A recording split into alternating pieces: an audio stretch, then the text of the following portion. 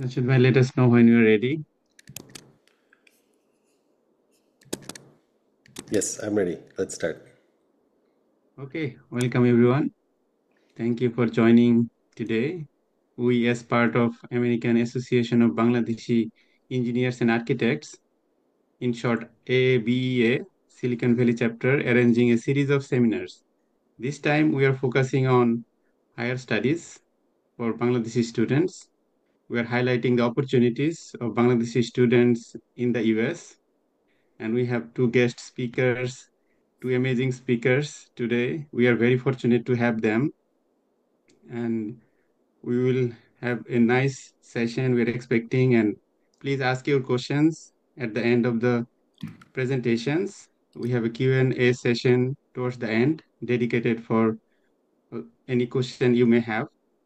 And before that, I want to request Dr. Jamshed Rahman, who is working as a software tech lead at Apple and the president of AABA Silicon Valley chapters, to give some introduction on the organization.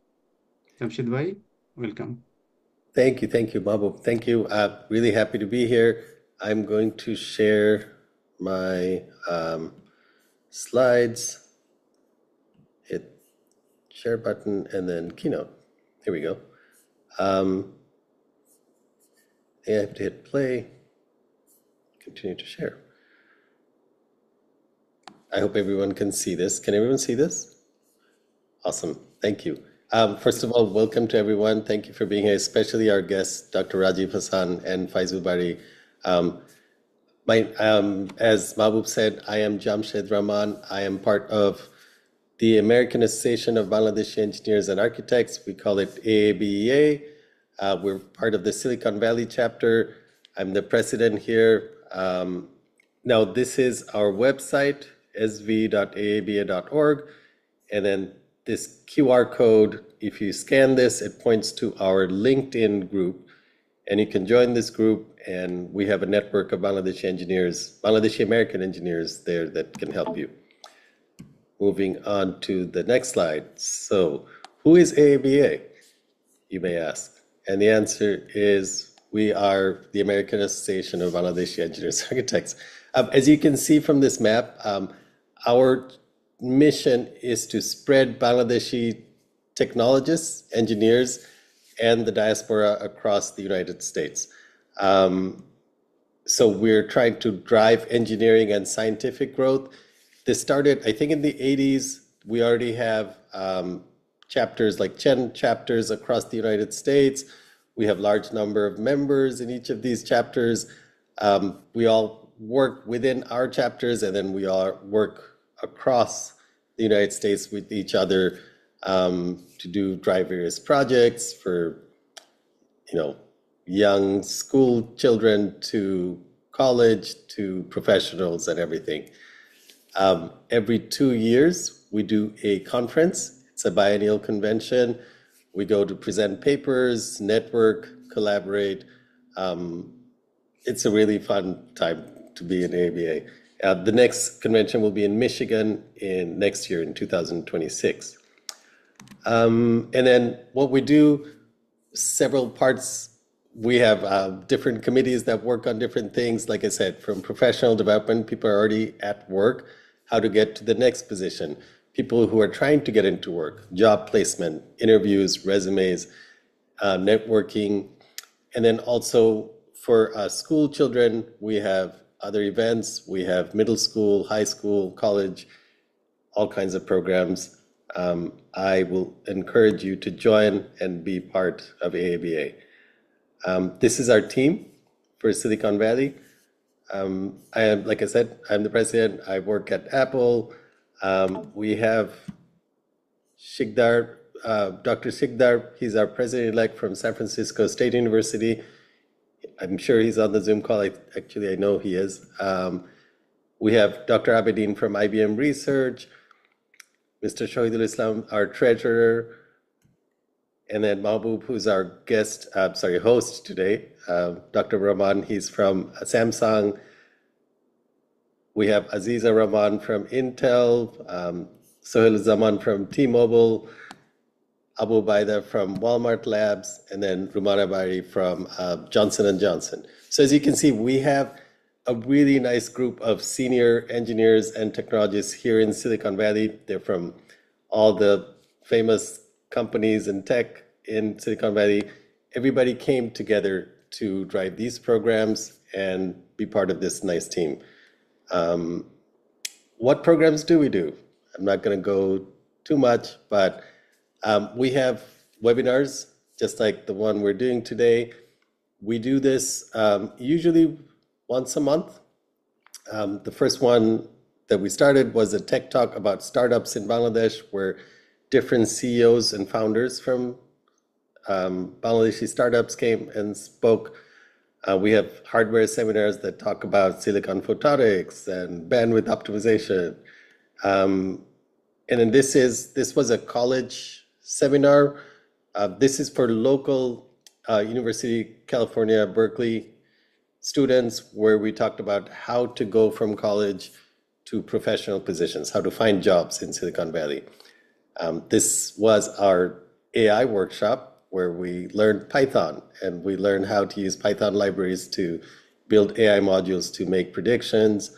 And then this was our another startup discussion where Zakaria Shapon, who's a famous author, technologist in Bangladesh, he joined us with another local founder to talk about recent startups. And then finally, this is our most recent one. We went to the North American Bengali Conference Science Symposium to talk about AABA. So as you can see, we have events all year round, and they're both physical and online events. And we are trying to drive engineering growth. This is a quick view of our science fair. This turned out to be a really nice event. Middle school, high school, elementary school children, everybody came together, show off their science and engineering skills. And then what are our current plans? We have an AI mentorship program. We're doing this for high school students. We learn Python and AI coding, and then we have a hackathon at the end. We're doing coding for smaller, younger kids, where they're using Scratch and Block, and from age 5 to 10. These two are actually happening now in the summer. And then in the fall, we'll have a STEAM night, science and technology, engineering, arts, music, everything come together. This will be a bigger event. Our startup incubator, this is something we're hoping to do for Bangladeshi startups who are in the US. So if you're interested and you want to talk to us, we will help people in Silicon Valley. I mean, even if you're outside of Silicon Valley, but with resources in Silicon Valley to start up the next tech company, if you're interested. Resume interview workshops, and then US college prep, which we're doing right now. So yeah, that is who we are. That's what we do. We would love for you to join us. We want Bangladeshi American engineers, both who are here, as like if you came from Bangladesh, became an engineer here, just like we did, please join us. Also, second generation who were born and brought up here, and go to the next level of startups and corporate leaders. Please join us, grow your career, grow your knowledge, and then flourish. That is my dream, that Bangladeshis will be at the top level of engineering here in the US. So thank you. Again, that's our QR code. Please join our LinkedIn network if you can, and we will talk there. All right. Back to you, Mahbub. Thank you. Thank you, Dr. Jamshed Rahman. This is amazing introduction of our organization. Let's move to the next section where we have two amazing speakers, Dr. Ragib Hassan and Dr. Faizul Bari. So we'll start with the keynote speech from Dr. Ragib Hassan. And you all may know who is Dr. Ragib Hassan. He is the current professor, award-winning professors in computer science at University of Alabama, Birmingham, and founder of award-winning free education platform, shiক্ষক.com, and he is the writer of many books like বিজ্ঞানীদের কাণ্ড কারখানা, আমেরিকায় উচ্চ শিক্ষা, and many more. And many of you may have read many of his books. And we are very fortunate to have him as the speaker in this session. And let's welcome Dr. Raghib Hassan. Dr. Raghib Hassan, floor is yours. Assalamu alaikum. First of all, I'd like to thank the AABS Silicon Valley chapter, especially Jamshed Bhai and Mahbub and the others for inviting me to speak before the students about such an important topic. This is a very great initiative, and this will definitely help the students who are aspiring to join American universities for master's and PhD studies. I hope that from this session, there'll be many students who will be successful in their journey towards graduate studies in the USA. And this is a great initiative, and I thank AAB Silicon Valley chapter for this. So I have some slides, so let me load up my slides and then we can get started. I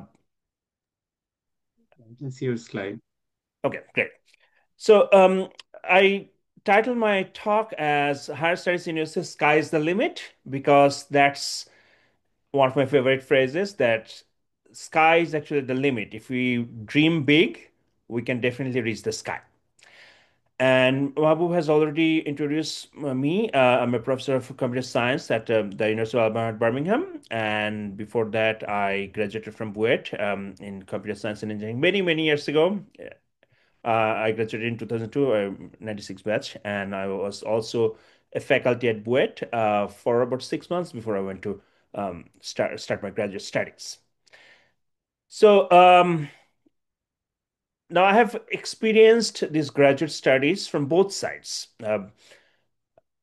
Okay, so one thing about my talk is that I'd like to switch between Bangla and English whenever possible. So I hope that everyone is fine. আমি আসলে এই graduate স্টাডিজের ব্যাপারটা দুই side থেকে দেখেছি, যে আমি 6 বছর আমি মাস্টার্স আর পিএইচডি করেছি university of Illinois at Urbana Champaign. I joined there in 2003, did my masters in 2005, তারপর আমি পিএইচডি করি 2009-এ। পরবর্তীতে আমি জনস হপকিন্স ইউনিভার্সিটিতে অ্যাজ এ সায়েন্টিস্ট 2 বছর কাজ করেছিলাম। তারপর গত 14 years I been a professor of computer science. And এই রোলের মধ্যে আমি আসলে I served as a in the graduate admission committee in my department. I served as the PhD program director and also the Masters in Cybersecurity program director.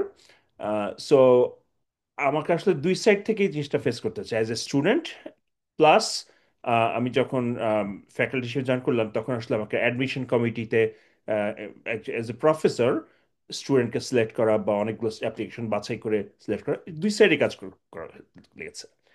তো এটা বলার কারণ হচ্ছে যে আসলে দুই সাইডের ভিউটা দুই রকম। অ্যাজ এ স্টুডেন্ট হয়তো অনেকে আমরা চিন্তা করি যে আমরা এটা করছি, এটা হয়তো most important, but when you go to the other side, যখন as a faculty you look at the applications, অনেকগুলো জিনিস কিন্তু একটু ডিফারেন্ট। মানে ফ্যাকাল্টিরা, অ্যাডমিশন কমিটির হেডরা বা প্রোগ্রাম ডিরেক্টররা অনেক কিছু একটু ডিফারেন্টলি দেখে, যেটা হয়তো স্টুডেন্টের পক্ষে সহজে বোঝা সম্ভব না। তাই আমার এই টকে আমি আসলে চেষ্টা করবো যে কিনোট স্পিচে কয়েকটা ইম্পর্টেন্ট দিক সম্পর্কে বলার জন্য। আমার পরবর্তীতে যে স্পিকার আছেন তানবিন, উনি এই বিষয়ে আরো ডিটেল পুরো প্রসেসটা নিয়ে আলোচনা করবেন, বাট আমি হয়তো কিছু মেইন ইম্পর্টেন্ট টপিক নিয়ে কয়েকটা কমেন্ট করতে চাই। তো এখন I guess everyone here wants to study in the US, everyone here in this seminar, right? Because um, that's the topic seminar is about. তো আমেরিকায় গ্রাজুয়েট স্টাডি করার কারণ কি? এটা অনেক কারণ থাকতে পারে, কিন্তু একটা বড় কারণ হচ্ছে আমেরিকাতে ওয়ার্ল্ডের almost all the top graduate programmes in the world আর মোস্টলি ইন ইউএসএ। এখন অন্যান্য অনেক কান্ট্রি যেমন সিঙ্গাপুর এগিয়ে আসছে, বাট তারপরেও বলতে হবে যে আমেরিকার যে গ্রাজুয়েট স্কুলগুলো সেগুলো অসাধারণ। আম, যে আমেরিকার গত 100 বছর ধরে যে গ্রাজুয়েট স্টাডিজের সিস্টেম চালু হচ্ছে সেগুলো মোটের পর বলা চলে যে ওয়ার্ল্ডের বেস্ট। এবং এই কারণে ওয়ার্ল্ডের বেস্ট যে smartest people, they all come to the US and they settle here, become professors, researchers, or engineers in top companies. তো সেই জন্য ইউএসএ তে বলা হয় যে ল্যান্ড অফ অপরচুনিটি। তো গ্র্যাজুয়েট স্টাডিজের জন্য এর চাইতে বেটার আর জায়গা আসলে হয় না, কারণ এখানে both the best graduate education পাওয়া সম্ভব, তার পাশাপাশি গ্র্যাজুয়েট করার পর এই বিশাল দেশটাতে নিজের পছন্দ মতো ক্যারিয়ার করে নেওয়া সম্ভব। আর আরেকটা পয়েন্ট হচ্ছে যে এখানে ল্যাঙ্গুয়েজের ব্যাপারটা তো অনেক ইজি, কারণ আমরা তো ইংলিশ ছোটবেলা থেকে জেনে আসছি, বাট তার পাশাপাশি একটা বড় ব্যাপার হচ্ছে আমেরিকাতে বাংলাদেশি মানুষের সংখ্যা অনেক।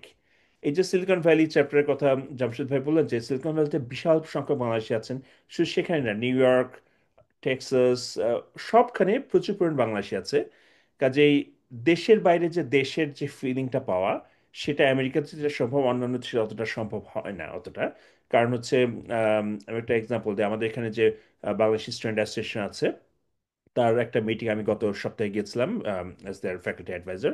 তো সেখানে সেই মিটিংয়ে দেখা গেল যে রুম, আমাদের ইউনিভার্সিটির লার্জেস্ট বল রুম ভর্তি হয়ে গেছে স্টুডেন্ট অ্যান্ড তাদের ফ্যামিলি সহ। কারণ আমার ইউনিভার্সিটিতেই প্রায় 100 জনের উপরে বাংলাদেশি গ্রাজুয়েট স্টুডেন্ট প্লাস তাদের ফ্যামিলি সহ 200 জন।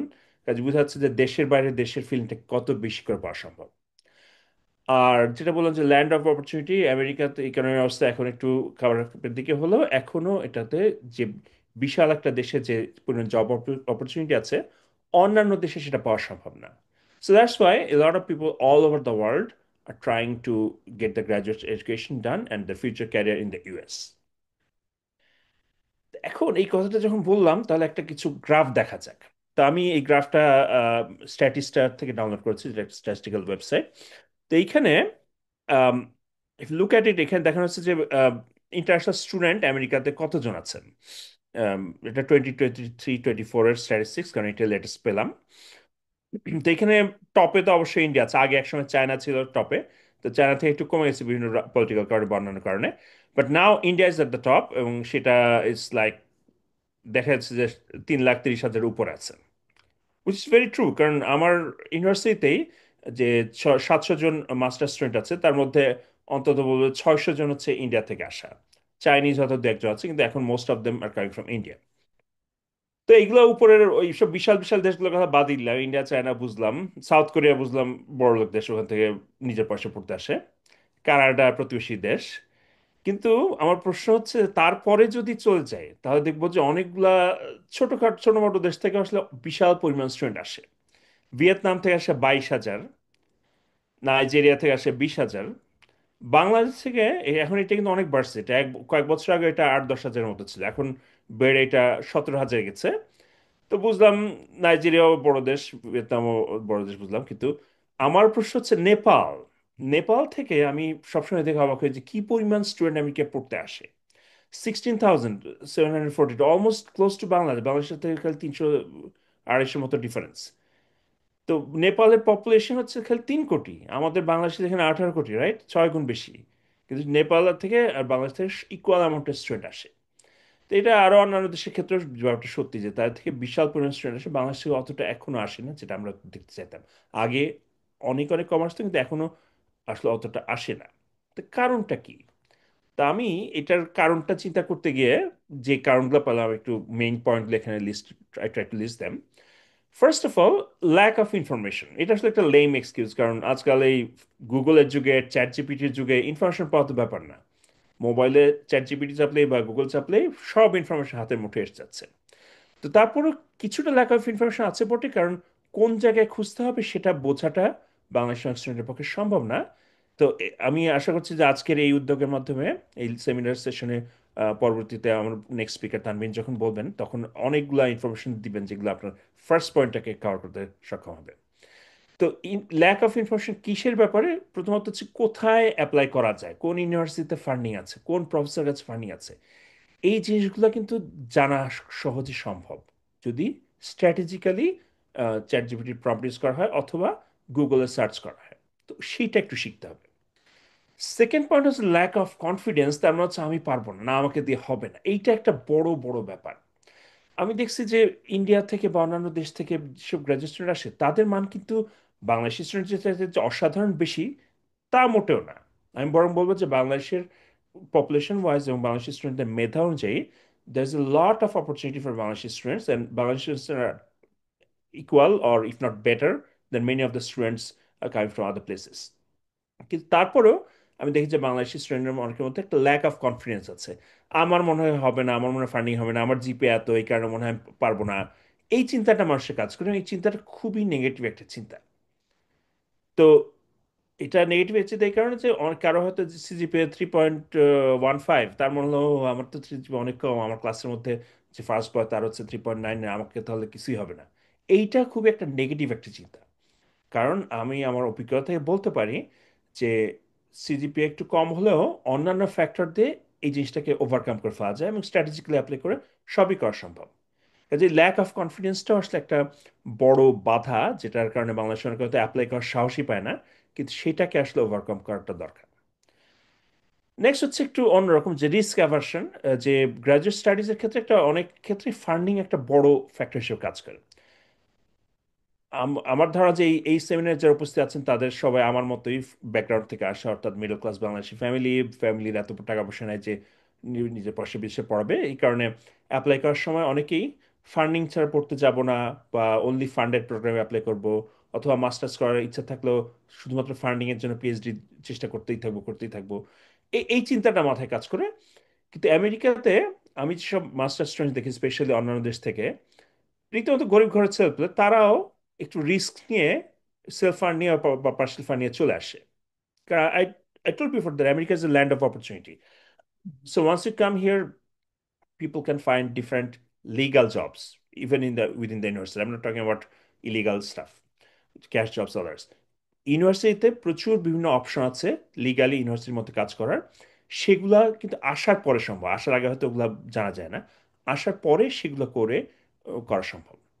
I'll get back to this point a little bit later in another slide, but এটা একটা খুব ইম্পর্টেন্ট পয়েন্ট যে ফান্ডিং ছাড়াও বা সেলফ ফান্ডিংয়ে যে অথবা পার্সিয়াল ফান্ডিংয়েও স্টাডি করা সম্ভব।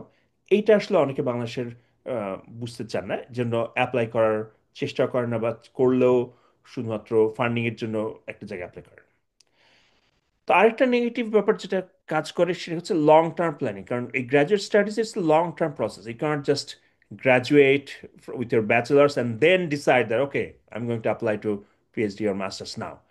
Because you have to start a little bit earlier, কয়েক বছর আগে থেকে স্ট্র্যাটেজিক্যালি কাজ করতে হবে। বুদ্ধির সাথে কাজ করলে সবই করা সম্ভব, কিন্তু সেটার জন্য একটু সময় দিতে হবে।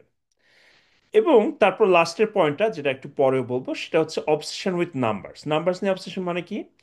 বাংলাদেশের সবাই মনে হয় যে আচ্ছা, এই ইউনিভার্সিটিটা হচ্ছে টপ 20 ইউনিভার্সিটি, এইটাতে তো আমাকে যেতেই হবে। এইটাই যদি, এই জন্য হয়তো অ্যাপ্লাই করলো টপ 20 ইউনিভার্সিটিগুলোতে খালি, কিন্তু ব্যাকআপ হিসেবে যে পরের একটা ইউনিভার্সিটি রাখতে হবে সেটা খেয়াল থাকে না। অথবা হয়তো বন্ধু একজন চান্স পাচ্ছে টপ 50 ইউনিভার্সিটিতে, আর কেউ একজন চান্স পাচ্ছে টপ 100 ইউনিভার্সিটি, সে ভাবলো আমার তো জীবন শেষ, আমার তো চাকরিও পাবো না গেলে, কারণ আমার তো ও হচ্ছে 40th র্যাঙ্ক ইউনিভার্সিটি গেছে আর আমি যাচ্ছি 99th র্যাঙ্ক ইউনিভার্সিটিতে। এই ধারণাটা যে কত বড় ভুল, সেটা আমেরিকাতে যারা জব মার্কেটে গেছে তারা হয়তো বুঝতে পারবে সেটা। তো আমি এটার জন্য এখন বলতে চাচ্ছি যে good news. What's the good news? এগুলো ব্যাড নিউজ দিয়ে শুরু করলাম। What's the good news? The good news is that all of this things are easy to solve and overcome. Tanvin অনেক কিছু বলবে, আমি কিছু বলবো। আশা করছি এই গাইডলাইনগুলো ফলো করলে অবশ্যই এই যে প্রবলেমগুলো আছে এগুলো সব ওভারকাম করা খুব সহজে পারবে। সো ফার্স্ট একটা জিনিস গ্রাজুয়েট স্টাডিজের যারা চিন্তা করছে, তাদের একটা জিনিস চিন্তা ডিসাইড করতে হবে যে কিসে যাবে, মাস্টার্স না পিএইচডি। আমেরিকাতে গ্রাজুয়েট স্টাডিজ বলতে মাস্টার্স আর পিএইচডি এই দুইটাকেই মেনলি বোঝায়। তো তাহলে কোনটাতে যাবে? তো মাস্টার্স আর পিএইচডি ডিফারেন্স হচ্ছে, masters is more suitable for industry carriers. It takes about 1.5 to 2 years.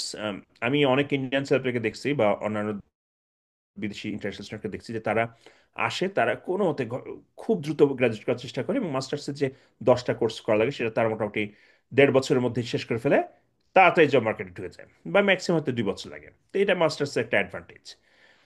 তো কারো যদি ইচ্ছা থাকে যে তার ফিউচার ক্যারিয়ার করবে ইন্ডাস্ট্রিতে, বিভিন্ন কোম্পানিতে কাজ করার জন্য, সেক্ষেত্রে masters is the best option. আর মাস্টার্সের ক্ষেত্রে একটা ব্যাপার হচ্ছে, অনেক ইন্ডাস্ট্রি জবেই, যেগুলো non research oriented industry job, সেগুলোতে হয়তো মাস্টার্স দিয়েই জবে ঢুকে যাওয়া সম্ভব। আর মাস্টার্সে অ্যাডমিশনের ক্ষেত্রে top জিপিএর not essential.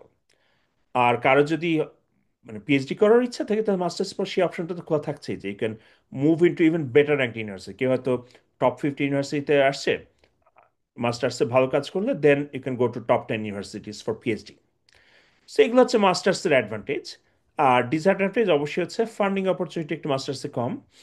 R masters করার পর যদি কেউ যদি লং টার্মে আমেরিকায় they want to settle down here get a green card, it takes slightly longer to get permanent residency in the US with a master's. It's not impossible, but it takes maybe slightly longer than someone with a PhD.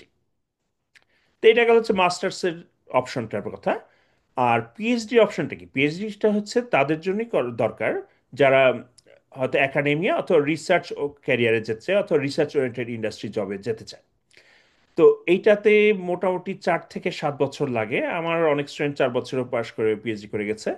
আবার অনেক জায়গাতে হয়তো PhD অ্যাডভাইজারের উপর depend করে বা ইউনিভার্সিটির উপর depend করে 6 বছর 7 বছর লাগতে পারে। তো আবার কিছু কিছু টপ কোম্পানিতে যেমন এখানে অনেকে আছেন যে অ্যাপল বা ইন্টেল এসব বড় বড় জায়গা, স্যামসাং, বর্নার জায়গা, অনেক জায়গায় বড় বড় জায়গা আছেন, এইসব অনেক টপ কোম্পানি আবার অনেক ক্ষেত্রে পিএইচডি স্টুডেন্টকে প্রেফার করে, যেহেতু তারা অনেক রিসার্চ এন্ড ডেভেলপমেন্টের কাজ করে। তো কাজেই কারো যদি ইচ্ছা থাকে যে একাডেমিয়া অথবা রিসার্চ ক্যারিয়ার অর টপ কোম্পানিতে এরকম R&D ক্যারিয়ারে যাবে, তাদের ক্ষেত্রে পিএইচডিটা চুজ করা উচিত। এবং পিএইচডির ক্ষেত্রে অবশ্যই lot of funding opportunities are there. Plus PhD করার পরে গ্রিন কার্ড পাওয়া অত্যন্ত সহজ। ইনফ্যাক্ট পিএইচডি শেষও করা লাগে না, পিএইচডি স্টুডেন্ট থাকা অবস্থাতে আজকাল অনেক স্টুডেন্ট গ্রিন কার্ড পেয়েছে। আমার আমার একটা স্টুডেন্ট থার্ড ইয়ার এসে পিএইচডি করার মধ্যেই সে গ্রিন কার্ড পেয়ে গেছে জাস্ট গত মাসে। তো কাজে এইটা বলবো যে কারো যদি এই অ্যাডভান্টেজগুলোর ইচ্ছা হয় তাহলে পিএইচডিতে ফোকাস করতে পারে। ডাউনসাইড কি? ডাউনসাইড হচ্ছে যে সময় লাগে অনেক। কারো যদি আলটিমেটলি গোলই থাকে যে ইন্ডাস্ট্রি জবে যাবে, non research oriented industry job, regular industry জবে, সেই সব ক্ষেত্রে হয়তো পিএইচডি করার মতো জন্য যে এত লম্বা টাইম সেটা স্পেন্ড না করে মাস্টার্স করে সেটা করা সম্ভব। তো এইটা হচ্ছে পিএইচডির downside.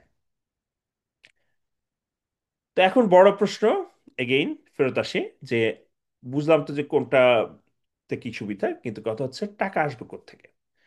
Like me, most of you are from middle class families, I assume, which means টাকা লাগলে ফ্যামিলি থেকে পাওয়াটা হয়তো অতটা সম্ভব হবে না। তাহলে পিএইচডি উপায় কি? পিএইচডি মাস্টার্সের ফান্ডিং উপায় কি? বেস্ট সিনারিও হচ্ছে teaching assistantship, research assistantship, graduate assistantship অথবা ফেলোশিপ, এগুলো পাওয়া।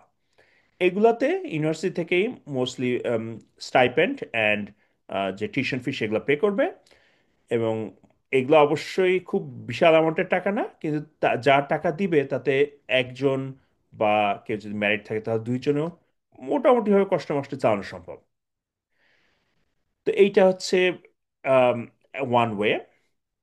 তবে পিএইচডি স্টুডেন্টের ক্ষেত্রে অধিকাংশ ক্ষেত্রে তারা টিএ আর আর জিএ আর ফেলোশিপের মোস্ট প্রেফারেন্স পেয়ে থাকে। এটা মাস্টার্সে এটা একটু কম। এটা ইম্পসিবল না, কারণ হচ্ছে অনেক ইউনিভার্সিটিতে হয়তো কোনো টপিকে পিএইচডি প্রোগ্রাম নাই, তারা সেক্ষেত্রে টিচার অ্যাসিস্ট্যান্ট বা রিসার্চ অ্যাসিস্ট্যান্ট হিসেবে মাস্টার্সের স্টুডেন্টদেরকে ফান্ড দিয়ে থাকে। তো সেগুলো আসলে খুঁজে দেখতে হবে যে কোন ইউনিভার্সিটিতে কোনো একটা টপিকে পিএইচডি প্রোগ্রাম নেই, তারা মাস্টার্স স্টুডেন্টদের ফান্ড দিচ্ছে। এটা একটু খোঁজাখুঁজি করলে কিন্তু পাওয়া সম্ভব, অনেক জায়গাতে অনেক লিস্টও আছে। আর মাস্টার্স স্টুডেন্টের ক্ষেত্রে আমি যেটা দেখি, অনেক ইউনিভার্সিটিতেই দেখি যে মাস্টার্স স্টুডেন্টের অধিকাংশ ক্ষেত্রেই হচ্ছে self funded, but or they get funding from some source other than the university. তো অনেক স্টুডেন্ট আমার দেখা মতে তারা সেলফ ফান্ডেড মাস্টার্স করে আসে। এটা কিন্তু সেলফ ফান্ডেড করা কিন্তু চারটিখানি কথা না, কারণ হচ্ছে মাস্টার্সে usually minimum just tuition fee হয়তো লাগে হচ্ছে 30,000 থেকে 50,000 ডলার মতো লাগে, যেটা আসলে অনেক টাকা, রাইট? তো এত টাকা তো আসলে ফ্যামিলি থেকে আনা অনেক ক্ষেত্রে সম্ভব না। কিন্তু তারপরেও আমি দেখি যে শয়ে শয়ে হাজারে হাজারে আসছে। আমি তখন লিস্টে যে আম, কত 1 মিলিয়নের কাছাকাছি ইন্টারন্যাশনাল স্টুডেন্টের হিসাবটা দিলাম, আমি গ্যারান্টি দিয়ে বলতে পারি যে তার মধ্যে হয়তো 75% আসছে সেলফ ফান্ডে। তো কেন মানুষ এত টাকা পয়সা কেন খরচ করছে? কারণ এটা আসলে একটা ইনভেস্টমেন্টের মতো, ইনভেস্ট অন ইউর সেলফ। এমন আর কোনো জায়গা নাই যেখানে ইনভেস্ট করার পরে 1 বছরের মধ্যে 2 বছরের মধ্যে সেই ইকুয়াল অ্যামাউন্টের টাকা পাওয়া যাবে through job or through opportunities. কাজেই ওয়ার্ল্ডের সবখান থেকে স্টুডেন্টরা যারা হয়তো ইন্ডাস্ট্রি জবে যেতে চায় তারা আসলে এইটা করতে ভয় পায় না। তারা হয়তো they see it as an investment, get some study loans or something from their countries, and um, they come here and pay and graduate quickly within 1.5 years, and then they go into the workforce. And workforce একবার যাওয়ার পর আসলে within a few years you can recover all the investment in that. তো এখন বাংলাদেশে অবশ্যই একটা বড় সমস্যা আছে যে বাংলাদেশের ব্যাংকগুলো, আমি সবার কাছে শুনতে পাই যে ইন্ডিয়ার স্টুডেন্টরা যেরকম ব্যাংক থেকে ইজিলি লোন নিয়ে পড়তে চলে আসে, বাংলাদেশি ব্যাংকগুলো এরকম দিতে চায় না। তো এইটা একটা বড় পয়েন্ট যেটা আসলে বর্তমানে ব্যাংকগুলোর কাছে দাবি জানানোর জন্য আপনার একটা বড় সুযোগ যে এই জিনিসটা যাতে একটু দেওয়া শুরু করে। কিন্তু সেই বাংলাদেশি সোর্স ছাড়াও কিছু আছে, যেমন কয়েকটা আমেরিকান লেন্ডার আছে, তারা বিভিন্ন ইন্টারন্যাশনাল স্টুডেন্টদেরকে স্টাডি লোন দিয়ে থাকে। অবশ্যই লোনগুলা interest rate বেশি, but if you pay them quickly, that's a good way to fund your master studies. এইবার আমি let me put on my admission committee hat and talk about a few things. যখন admission কমিটির কেউ application দেখছে, একটা জিনিস খেয়াল রাখতে হবে, অ্যাডমিশন কমিটি সবাইকে কিন্তু হাজার হাজার অ্যাপ্লিকেশন প্রসেস করতে হয়। আমার ইউনিভার্সিটিতে 3 থেকে 4 হাজারের মতো মাস্টার্সের অ্যাপ্লিকেন্ট আসে। তার থেকে হয়তো আমরা নিব, অফার দিব হয়তো মাত্র 300-400, আসবে হয়তো 200, প্রতি বছর 200 বা 300 আসবে। পিএইচডি অ্যাপ্লিকেশন পড়ে হয়তো 100+। টপ ইউনিভার্সিটিগুলোতে হয়তো thousands and thousands of application পড়ে। তো এই অ্যাপ্লিকেশনগুলোকে আসলে কয়েকটা লেভেলে স্ক্রিনিং করা হয়। স্ক্রিনিং করার পর তারপর ডিসিশন নেওয়া হয় যে কাকে অ্যাডমিশন অফার দেওয়া হবে। তাহলে কোন ফ্যাক্টরগুলো আমরা দেখি যে অ্যাডমিশনের ক্ষেত্রে? তা আমি পিএইচডিটাতে প্রথমে আসি, যে পিএইচডির ক্ষেত্রে একটা বড় ফ্যাক্টর হচ্ছে আন্ডার গ্রাজুয়েট জিপিএম। খুব ভালো আন্ডার গ্রাজুয়েট জিপিএ থাকাটা ভালো। তবে আমি খুব ভালো বলতে এইটাও কিন্তু মোটেও বলছে না যে 4.0 না থাকলে পিএইচডি করা যাবে না, অথবা 3.99 না থাকলে পিএইচডি করা যাবে না। That's not true at all. যত বেশি ভালো হবে অবশ্যই সেটা একটা বড় ইম্প্যাক্ট করবে। যখন দুইজন অ্যাপ্লিকেন্ট আসে, একজনের জিপিএ হায়ার একজনের জিপিএ লোয়ার, অবশ্যই হায়ার জিপিএ ওয়ালা স্টুডেন্টের কিছুটা অ্যাডভান্টেজ পাবে, but not too much advantage, because এই জিপিএটা যদি একটু কমও থাকে, অন্যান্য ফ্যাক্টর দিয়ে সেটাকে রিকভার করা সম্ভব। তো সেই ফ্যাক্টরগুলো কি কি? পিএইচডি ক্ষেত্রে যে ফ্যাক্টরটা খুব বিশাল কাজ করে সেটা হচ্ছে যে আন্ডার গ্রাজুয়েট থাকা অবস্থায় রিসার্চ এক্সপিরিয়েন্স আছে কিনা বা পাবলিকেশন আছে কিনা।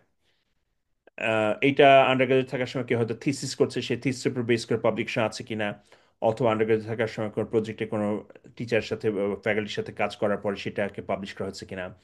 পাবলিকেশন যে একেবারে Q1 জার্নালে হতে হবে তেমন কোনো কথা নেই। Q1 জার্নাল থাকলে খুবই ভালো, এবং সেইটার উপর বেস করে অনেকে টপ 5 ইউনিভার্সিটিতেও চান্স পাচ্ছে, এমআইটিতে যাচ্ছে, প্রিন্সটনে যাচ্ছে। কিন্তু সেটা না থাকলে যদি রিজিনাল কনফারেন্সে থাকে বা ডিসেন্ট কোনো জার্নাল থাকে, তাহলে অবশ্যই এই ফ্যাক্টরটা, রিসার্চ এক্সপিরিয়েন্সের ফ্যাক্টরটা খুবই কাজ দিবে, এবং অনেক ক্ষেত্রে সেটা ফার্স্ট ফ্যাক্টরকে ওভারকাম করতে পারবে। তারপর হচ্ছে কোলাবোরেশন উইথ ফ্যাকাল্টি। ফ্যাকাল্টি বলতে হচ্ছে অনেকেই আমেরিকার বিভিন্ন ফ্যাকাল্টির সাথে যোগাযোগ করে they want to collaborate with them, help them out. Bangla একটা কথা হচ্ছে কামলা খাটা। তো আন্ডার গ্রাজুয়েট থাকা অবস্থায় যদি কোনো আমেরিকান কোনো প্রফেসরকে কেউ বলে যে তোমার কোনো রিসার্চের কোনো কাজ থাকলে, কোনো ডেটা ক্রাঞ্চিং থাকলে, give it that to me, I will do the work, I will do the analysis, let me help you out as a volunteer. এই জিনিসগুলোও কিন্তু অনেক ক্ষেত্রে খুব ইম্পর্ট্যান্ট, কারণ যদি কোনো ইউনিভার্সিটির একটা প্রফেসর বলে যে আচ্ছা এই ছাত্রটাকে নাও, তাহলে অ্যাডমিশন কমিটি অবশ্যই নিতে বাধ্য। কারণ প্রফেসর যদি নিজে এসে বলে যে ওরে আমি চিনি, ওর সাথে আমি 2 বছর কাজ করছি, ওকে নাও, অবশ্যই তাকে অ্যাডমিশন কমিটি অনেক প্রেফারেন্স দিবে। এই তার জিপিএ কম হোক যাই হোক ব্যাপার না। এরপর আসছে হচ্ছে ওয়েল রিটেন ইমেলসের একটা ব্যাপার, যে প্রফেসরদেরকে যখন যোগাযোগ করা হয়, গণহারে একই ইমেল কপি পেস্ট না করে যদি একটু কায়দা করে ইমেলগুলো লেখা যায়, এবং প্রত্যেক প্রফেসরের জন্য কাস্টমাইজড ইমেল, তার যেটা পড়ে মনে হয় যাচ্ছে এই ছেলেটা তো আমার ওয়েবসাইট ঘেটে কথাবার্তা বলছে, সেটা অবশ্যই একটা ফ্যাক্টর কাজ করে। তা সেক্ষেত্রে সেই প্রফেসর বলতে পারে অ্যাডমিশন কমিটিতে আছে ওরে নাও, ও আমার সাথে আগে যোগাযোগ করছে। এবং তারপর লাস্টের যে ফ্যাক্টরটা, রেকমেন্ডেশন লেটার। বাংলাদেশের রেকমেন্ডেশন লেটার একটা জোকের মতো হয়ে গেছে, যে ছাত্ররাই লিখে নিয়ে যায়, প্রফেসররা বলে যে আমার লেখার সময় নাই, তুমি লিখে এনে দাও, আমি সাইন করে দিব, এক দাও বলে তারপর ওগুলা নিয়ে অনেক ঘুরায়। তো সমস্যা হচ্ছে যে এই যে ছাত্ররা যে নিজেরা বা চ্যাট জিপিটিকে দিয়ে রেকমেন্ডেশন লেটার লিখে নিয়ে যাচ্ছে, এইগুলা কিন্তু আমরা অ্যাডমিশন কমিটির মানুষরা দেখেই বুঝতে পারি। মোটামুটি ভাষা দেখলেই বোঝা যায়, কারণ অনেক ক্ষেত্রে এগুলো ইম্পার্সোনাল লেটার, যে অমুকে আমার ক্লাসের সেরা ছাত্র, সে অত্যন্ত ভালো ছাত্র, তারপর আর 14 গোষ্ঠীর সবাই খুবই ভালো মানুষ, ওরে নাও। এই টাইপের লেটার ইনএফেক্টিভ। এগুলো পড়ে কিছু বোঝা সম্পর্কে বোঝা যায় না যে এই স্টুডেন্টের আসলে পোটেনশিয়াল কি। বরং সেই লেটারটা কাজ দিবে যখন লেটারে প্রফেসর লিখবে যে আচ্ছা, যে রবিন হচ্ছে, ধরা যাক স্টুডেন্টের নাম রবিন, রবিন আমার ক্লাস স্টুডেন্ট ছিল, ও আমার সঙ্গে ক্লাস করছে, ক্লাস কোর্স নিয়েছে। তারপর ও আমার সাথে রিসার্চের কাজে দেখাতে খুব আগ্রহ প্রকাশ করছে। এই তারপর আমার সাথে রিসার্চে খুব ইন্টারেস্ট, খুব ভালো কাজ পারে। এই টাইপের যে কথাবার্তাগুলো অর্থাৎ কাস্টমাইজ পার্সোনাল লেভেলের রেকমেন্ডেশন, সেগুলা হচ্ছে মোস্ট ইম্পর্ট্যান্ট। অঙ্কের ক্লাসের ভালো ছাত্র, what does it mean? Admission কমিটির কাছে সেটা তো তার ট্রান্সক্রিপ্ট থেকে বোঝাচ্ছে সে ভালো ছাত্র নাকি। কিন্তু যদি একটা প্রফেসর বলে আমি ওরে চিনি, ও আমার সাথে কাজ করছে এবং ও আমার সাথে অসাধারণ দুর্দান্ত প্রোগ্রামিং পারে বা ডেটা অ্যানালাইসিসে খুব ভালো, এইগুলো যখন একটা প্রফেসর বলে রেকমেন্ডেশন লেটারে, তখন সেটা অনেক বেশি কাজ দেয়। এবং অ্যাডমিশন কমিটি কিন্তু রেকমেন্ডেশন লেটার পড়ে অ্যাকচুয়ালি। তো যেটা দেখেই মনে হয় যে এটা চ্যাট জিপিটি মারা অথবা স্টুডেন্ট নিজেই লিখছে, সেগুলো obviously we discard them, but কোনো স্টুডেন্টের যদি এরকম স্ট্রং রেকমেন্ডেশন লেটার থাকে, সেটা works a lot in their favour. তো এটা হচ্ছে পিএইচডি অ্যাডমিশন কমিটির ক্ষেত্রে। মাস্টার্সে কি করা হয়? মাস্টার্সের ক্ষেত্রে কিন্তু এত বিশাল ফ্যাক্টর দেখা হয় না, কারণ আমেরিকাতে মাস্টার্স অনেক ক্ষেত্রে হয়তো প্রফেশনাল ডিগ্রি, যদি না সেটা রিসার্চ বেস মাস্টার হয়। তো মাস্টার্সের ক্ষেত্রে যে ফ্যাক্টরটা বড় কাজ করবে সেটা হচ্ছে আন্ডার গ্রাজুয়েট জিপিএ। এটা মিনিমাম 3.0 এক্সপেক্ট করা হয়। এর চেয়ে বেশি, যত বেশি হয় তত ভালো, বাট এর কাছাকাছি হলো মাস্টার্সের ক্ষেত্রে আসলে একটু শিথিলভাবে দেখা হয়। আর মাস্টার্সে অন্য একটা ফ্যাক্টর হচ্ছে যে স্টুডেন্টরা ইংলিশ প্রফিসিয়েন্সি কীরকম। তো কাজে দেখা যাচ্ছে যে পিএইচডির ক্ষেত্রে অনেক ব্যাপার যাচাই বাছাই করা হয়, যেহেতু ইউনিভার্সিটির টাকা পয়সার ব্যাপার আছে, তারা বেছে রেখে দিতে চায়। আর মাস্টার্সের ক্ষেত্রে যেহেতু অধিকাংশ ক্ষেত্রে স্টুডেন্ট সেলফ ফান্ডে আসবে, সেই ক্ষেত্রে হয়তো একটু শিথিলভাবে দেখা হয়। অলরাইট, এত তো কথা গেল, ভয় পাওয়া যাচ্ছে অনেকে, কিন্তু এখন তাহলে কথা হচ্ছে যে কি করে, how do you make yourself a great candidate? A lot of you are students probably right now, and how do you make yourself the best candidate in the eyes of the admission committee? The first and foremost thing, GPA এর উপর focus করবেন। Focus on your GPA. যত ভালো হয় under গ্রাজুয়েটে নাকে মুখে মানে নাক মুখ গুজে পড়ে হলেও জিপিএটা বাড়ানোর চেষ্টা করেন, কারণ ওয়ান্স আন্ডার গ্রাজুয়েট শেষ হয়ে যাবে তখন তার জিপিএ চেঞ্জ হবে না। কাজেই যতটুকু বাড়ে, শুরুর দিকে যদি একটু কম থাকে তাহলে লাস্টে কিছু সেমিস্টারে বিশাল ফাইট দিয়ে জিপিএটাকে বাড়ানোর চেষ্টা করেন। That is the biggest factor. কম হলেও পথ বন্ধ হয়ে যাবে সেটা বলছি না, কিন্তু অন্যান্য কাজ করে তখন সেটা পুষিয়ে দিতে হবে। নেক্সট হচ্ছে যে রিসার্চের কাজটা, গবেষণার কাজটা যত তাড়াতাড়ি শুরু করা সম্ভব তত ভালো। অবভিয়াসলি শুরুতেই একটা world class top class research হবে না, কেউ এক্সপেক্ট করে না, কিন্তু কেউ যদি দেখে যে একটা স্টুডেন্ট চেষ্টা করতেছে, যতই ছোট মোটো হোক, ছোট মানুষ অল্প স্বল্প চেষ্টা করছে এবং কিছু কিছু পাবলিশ করছে, that is a very important thing, that shows the potential.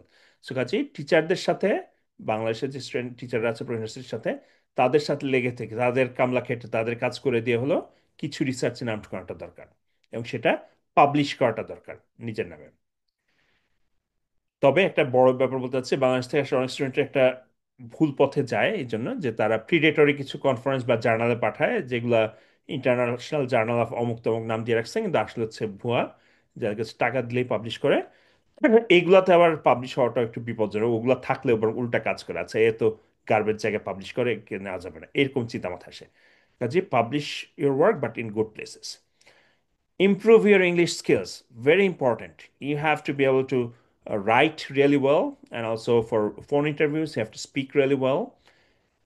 ইংলিশে কথা বলতে পারাটা, যেহেতু এখানে সব প্রফেসর ইংলিশে কথা বলবে, ইন্টারভিউ দিবে, ইউনিভার্সিটি সব কাজ হবে ইংলিশে, এইটা খুবই দরকার। এবং ফাইনালি, লজ্জা লজ্জা রাখা যাবে না। বিভিন্ন প্রফেসরের সাথে যোগাযোগ করতে হবে আগ বাড়িয়ে। আমি দেখছি যে অনেক ইন্ডিয়ান স্টুডেন্ট তারা সেকেন্ড ইয়ারে পড়ে, তারা মেইল করে বলছে সামারে কি তোমার কোনো কাজ আছে, আমি কি তোমার কোনো হেল্প করতে পারি সামারে। এই ব্যাপারটা তারা করে, এবং অধিকাংশ ক্ষেত্রে হয়তো 100টা ইমেল করলে হয়তো একজনে জবাব দেবে। কিন্তু এই চেষ্টাটা থাকতে হবে, এবং লজ্জা রাখা যাবে না যে আচ্ছা আমি কি জবাব দিব, কি মনে করে প্রসেস, এই চেষ্টা মাথায় রাখা যাবে না। লজ্জার কি আছে? অ্যাপ্লাই পিএইচডি ক্ষেত্রে বা মাস্টার ক্ষেত্রে, রিসার্চের কোলাবোরেশন ক্ষেত্রে, সব ক্ষেত্রেই লজ্জা ছেড়ে ফেলে যোগাযোগ করবে। এটা খুব ইম্পর্টেন্ট, ইনিশিয়েটিভ থাকাটা। তো এত কথা বললাম, আমি তানভীরের ওর জন্য আরো অনেক সুযোগ দিতে চাই, ও অনেক আরো ডিটেল একটা প্রেজেন্টেশন, অসাধারণ প্রেজেন্টেশন নিয়ে আসবে। তো তার আগে আমি শেষের দিকে এসে জাস্ট এই কয়েকটা জিনিস একটু বলতে চাই, যে একটা রোড ম্যাপটা কি হবে। Even if you're a first year student or second year student or closer to final year, what should be a roadmap for application? তা আমি আমার আমেরিকা উচ্চশিক্ষা একটা বই আছে, ওই বইটাতে একটা টেবল আকার আসলে একটা চার্ট করেছি যে কি টাইমলাইনটা কি হওয়া বেস্ট, যে ইংরেজিতে দক্ষতা অর্জন এটা আন্ডার গ্রাজুয়েটের শুরু থেকেই এটা চেষ্টা করতে হবে। এবং শুরু থেকে কিভাবে চেষ্টা করা যায়, ইংলিশ নিউজ পেপার পড়া, ইংলিশ ওয়েবসাইট পড়া, রেগুলার বিভিন্ন অনলাইনে ফোরামে ইংলিশে দেখা। বাংলাদেশে আমরা একটা সমস্যা পড়ে যাই যে আমরা সোশ্যাল মিডিয়াতে বসে থাকি, ফেসবুকে সবাই রাজা মেরে যাচ্ছে, বাংলায় লিখে যাচ্ছে, ওখানেই টাইম কাটাই, বাংলিশে লিখি, মুরাদ টাকলা ভাষায় লিখি, হোয়াট এভার। বাট সেগুলো তার পরবর্তী কাজ দিবে না। কাজে ইংরেজিতে দক্ষতা অর্জনটা খুব ইম্পর্টেন্ট, সেটা স্নাতকের আন্ডার গ্রাজুয়েট শুরু থেকে হবে। বন্ধুরা যদি আতেল বলে গালি দেয়, তারপর একটু ইংলিশে পড়া, ইংলিশ বলা, এগুলোর অভ্যাস করতে হবে। তারপর আন্ডার গ্রাজুয়েটের সেকেন্ড আর থার্ড ইয়ার থেকেই বিভিন্ন ইউনিভার্সিটির ডিপার্টমেন্ট প্রফেসর ব্যাপারে একটু খোঁজ খবর না, যে সার্চ করে দেখা, আচ্ছা এই ইউনিভার্সিটিতে আমার ইন্টারেস্ট লাগছে, এই ইউনিভার্সিটির অমুক ডিপার্টমেন্টে কি প্রফেসর আছে, তারা কিসের উপর কাজ করে, এই খোঁজ খবরটা করে যাতে একটু ধারণা পাওয়া যায়। তারপর আমি সাজেস্ট করবো যে আন্ডার গ্রাজুয়েটের থার্ড ইয়ার যখন এসে যাবে, তখন কিছুটা রিসার্চে কাজ করা, ইউনিভার্সিটির যে আন্ডার গ্রাজুয়েট যে বিভিন্ন কোর্স নেন আপনার, তাদের প্রফেসরদের সাথে একটু কাজ করা, এইগুলো একটু শুরু করে দেওয়া দরকার। কারণ গবেষণা কাজ শুরু করলে তো পাবলিশ হওয়ার মতো কাজ হতে টাইম লাগবে, তো কাজে সেটার জন্য কাজ শুরু করা। আর আরও একটা জিনিস একই সময় থার্ড ইয়ার করতে হবে, সেটা হচ্ছে যে বিভিন্ন ইউনিভার্সিটির প্রফেসরদের সাথে যোগাযোগ করা, যে অনলাইনে যেটা বলুন যে লজ্জা ছেড়ে ফেলে ইমেইলে যোগাযোগ করা, সেটা করাটা শুরু করতে হবে। আর টোফেল জিআরই এগুলার ইম্পর্টেন্স আসলে একটু কমে আসছে ইদানিং। তারপরেও টোফেল আইএলটিএস এগুলার যে প্রস্তুতিটা, এগুলো আসলে পাশ করার পরে টাইম পাবেন না। অধিকাংশ ক্ষেত্রে যেটা হচ্ছে, অনেকে ভাবে যে আগে আন্ডার গ্রাজুয়েট শেষ করি, তারপর পাশ করার পর আমি আইএলটিএস দিব, টোফেল দিব, জে দিব। তো এগুলার প্রিপারেশনটা আসলে তখন করাটা খুব টাফ হয়ে যায়, কারণ পাশ করার পর অনেকে হয়তো চাকরি শুরু করে দেয়, তখন এগুলোর জন্য সময় থাকে না। কাজেই আমার সাজেশন হচ্ছে আন্ডার গ্রাজুয়েটের থার্ড ইয়ার থেকে টোফেল জিআরই এগুলোর প্রিপারেশন নেওয়া, এবং ফোর্থ ইয়ারের শেষে ওই পরীক্ষাগুলো দিয়ে ফেলা, যাতে করে once you graduate you are ready to apply. একই সাথে ফোর্থ ইয়ারে ওঠার সময় যেটা করতে হচ্ছে, কোন ইউনিভার্সিটি অ্যাপ্লাই করবেন সেটা শর্ট লিস্ট তৈরি করতে হবে, এবং ভর্তির জন্য অ্যাডমিশনের জন্য যে কাগজপত্র তৈরি করা, বিভিন্ন স্টেটমেন্ট লেখা, আম, তারপর বিভিন্ন সিভি বানানো কিছু তৈরি করা, এগুলো আসলে আন্ডার গ্রাজুয়েট শেষ করার আগেই করে ফেলাটা ভালো। এবং আন্ডার গ্রাজুয়েট শেষ করার আগে আগে অথবা ইমিডিয়েটলি পরে পরে এই অ্যাডমিশনের জন্য অ্যাপ্লাইটা করা। তো আমার মনে আছে যে আমি আন্ডার গ্রাজুয়েট পড়ার সময় টিউশনি করে প্রচুর টাকা পয়সা কিছু জমাচ্ছিলাম, কিন্তু তার উদ্দেশ্য ছিল যে আমি আহ, বিভিন্ন ইউনিভার্সিটি অ্যাপ্লাই করব। তা আমি, আমার খেয়াল আছে আমার যা টাকা জমছিল, মোটামুটি টাকা শেষ না হওয়ার পর্যন্ত আই কেপ্ট অ্যাপ্লাইং। 10-12টা ইউনিভার্সিটিতে ওই সময় অ্যাপ্লাই করছিলাম, এবং তারপর আরও কিছু টাকা হাতে আসলে অ্যাপ্লাই করতাম। তার ফল ওইটাই পেয়েছি যে যা অ্যাপ্লাই করবেন তার হয়তো 30% থেকে পজিটিভ রেজাল্ট আসবে। কাজে যত বেশি অ্যাপ্লাই করবেন তত বেটার, এই জন্য আসলে প্রিপারেশন নেওয়াটা দরকার। তো এটা হচ্ছে মোটামুটিভাবে আমার প্ল্যান রোড ম্যাপ। তো আমি শেষ করবো কিছু অ্যাডভাইস দিয়ে, যে আমেরিকাতে কিন্তু খালি হার্ভার্ড এমআইটি না, আরও অন্তত 150 থেকে 200টার মতো ভালো ইউনিভার্সিটি আছে। প্রতিটা স্টেটে অনেক স্টেট ইউনিভার্সিটি আছে। এমন না যে একটা ছোট একটা ইউনিভার্সিটি এটা দেখে মনে হবে যে এটা মনে হচ্ছে মফস্বলের কলেজের মতো, তা কিন্তু না। ওয়ার্ক প্লেসের ক্ষেত্রে মেবি টপ ইউনিভার্সিটিতে বা টপ রিসার্চ ল্যাবে হয়তো হার্ভার্ড গ্রাজুয়েট, তাকে হয়তো একটু স্পেশাল ইম্পর্টেন্স দেওয়া হবে। কিন্তু যে একটা স্টেট ইউনিভার্সিটিতে আসছে তাকে কিন্তু একে ফেলে দেওয়া হবে না। এবং অনেক ক্ষেত্রেই হয়তো মোটামুটিভাবে ওয়ার্ক প্লেসে কাজ ভালো দেখাতে পারলে অবশ্যই সে ইম্পর্টেন্ট পাবে। এখন অবশ্যই কারো যদি ভালো রেজাল্ট থাকে, ভালো জিপিএ থাকে, ভালো রিসার্চ থাকে, অবশ্যই you try for the top 10 schools, top 50 schools, whatever. কিন্তু তার মানে এই না যে আর এগুলো ভালো, ওগুলোতে যাওয়ার মতো ক্রেডেনশিয়াল না থাকলে আর কোথায় অ্যাপ্লাই করা যাবে না, বা সেগুলো কিন্তু না। কারণ বাকি যে ইউনিভার্সিটিগুলো আছে সেগুলোতেও অনেক রকমের অপরচুনিটি আছে। কাজেই এই একটা অবসেশন করা যে আমি খালি টপ ইউনিভার্সিটি অ্যাপ্লাই করব, এইটা রেখে কিছু স্ট্র্যাটেজিক্যালি অ্যাপ্লাই করতে হবে, কিছু টপ, কিছু মিডল, কিছু লোয়ার, এইভাবে করে মিক্স অ্যান্ড ম্যাচ করে আসতে হবে। এবং অমুকে পাশের বাড়ির আন্টির ছেলে টপ ইউনিভার্সিটি গেছে, আমি যেতে পারলাম না, এই ফ্রাস্ট্রেশনটা থেকে বা এই নেগেটিভ চিন্তা থেকে দূরে থাকতে হবে। কারণ অনেক অনেক সুযোগ আমেরিকাতে আছে।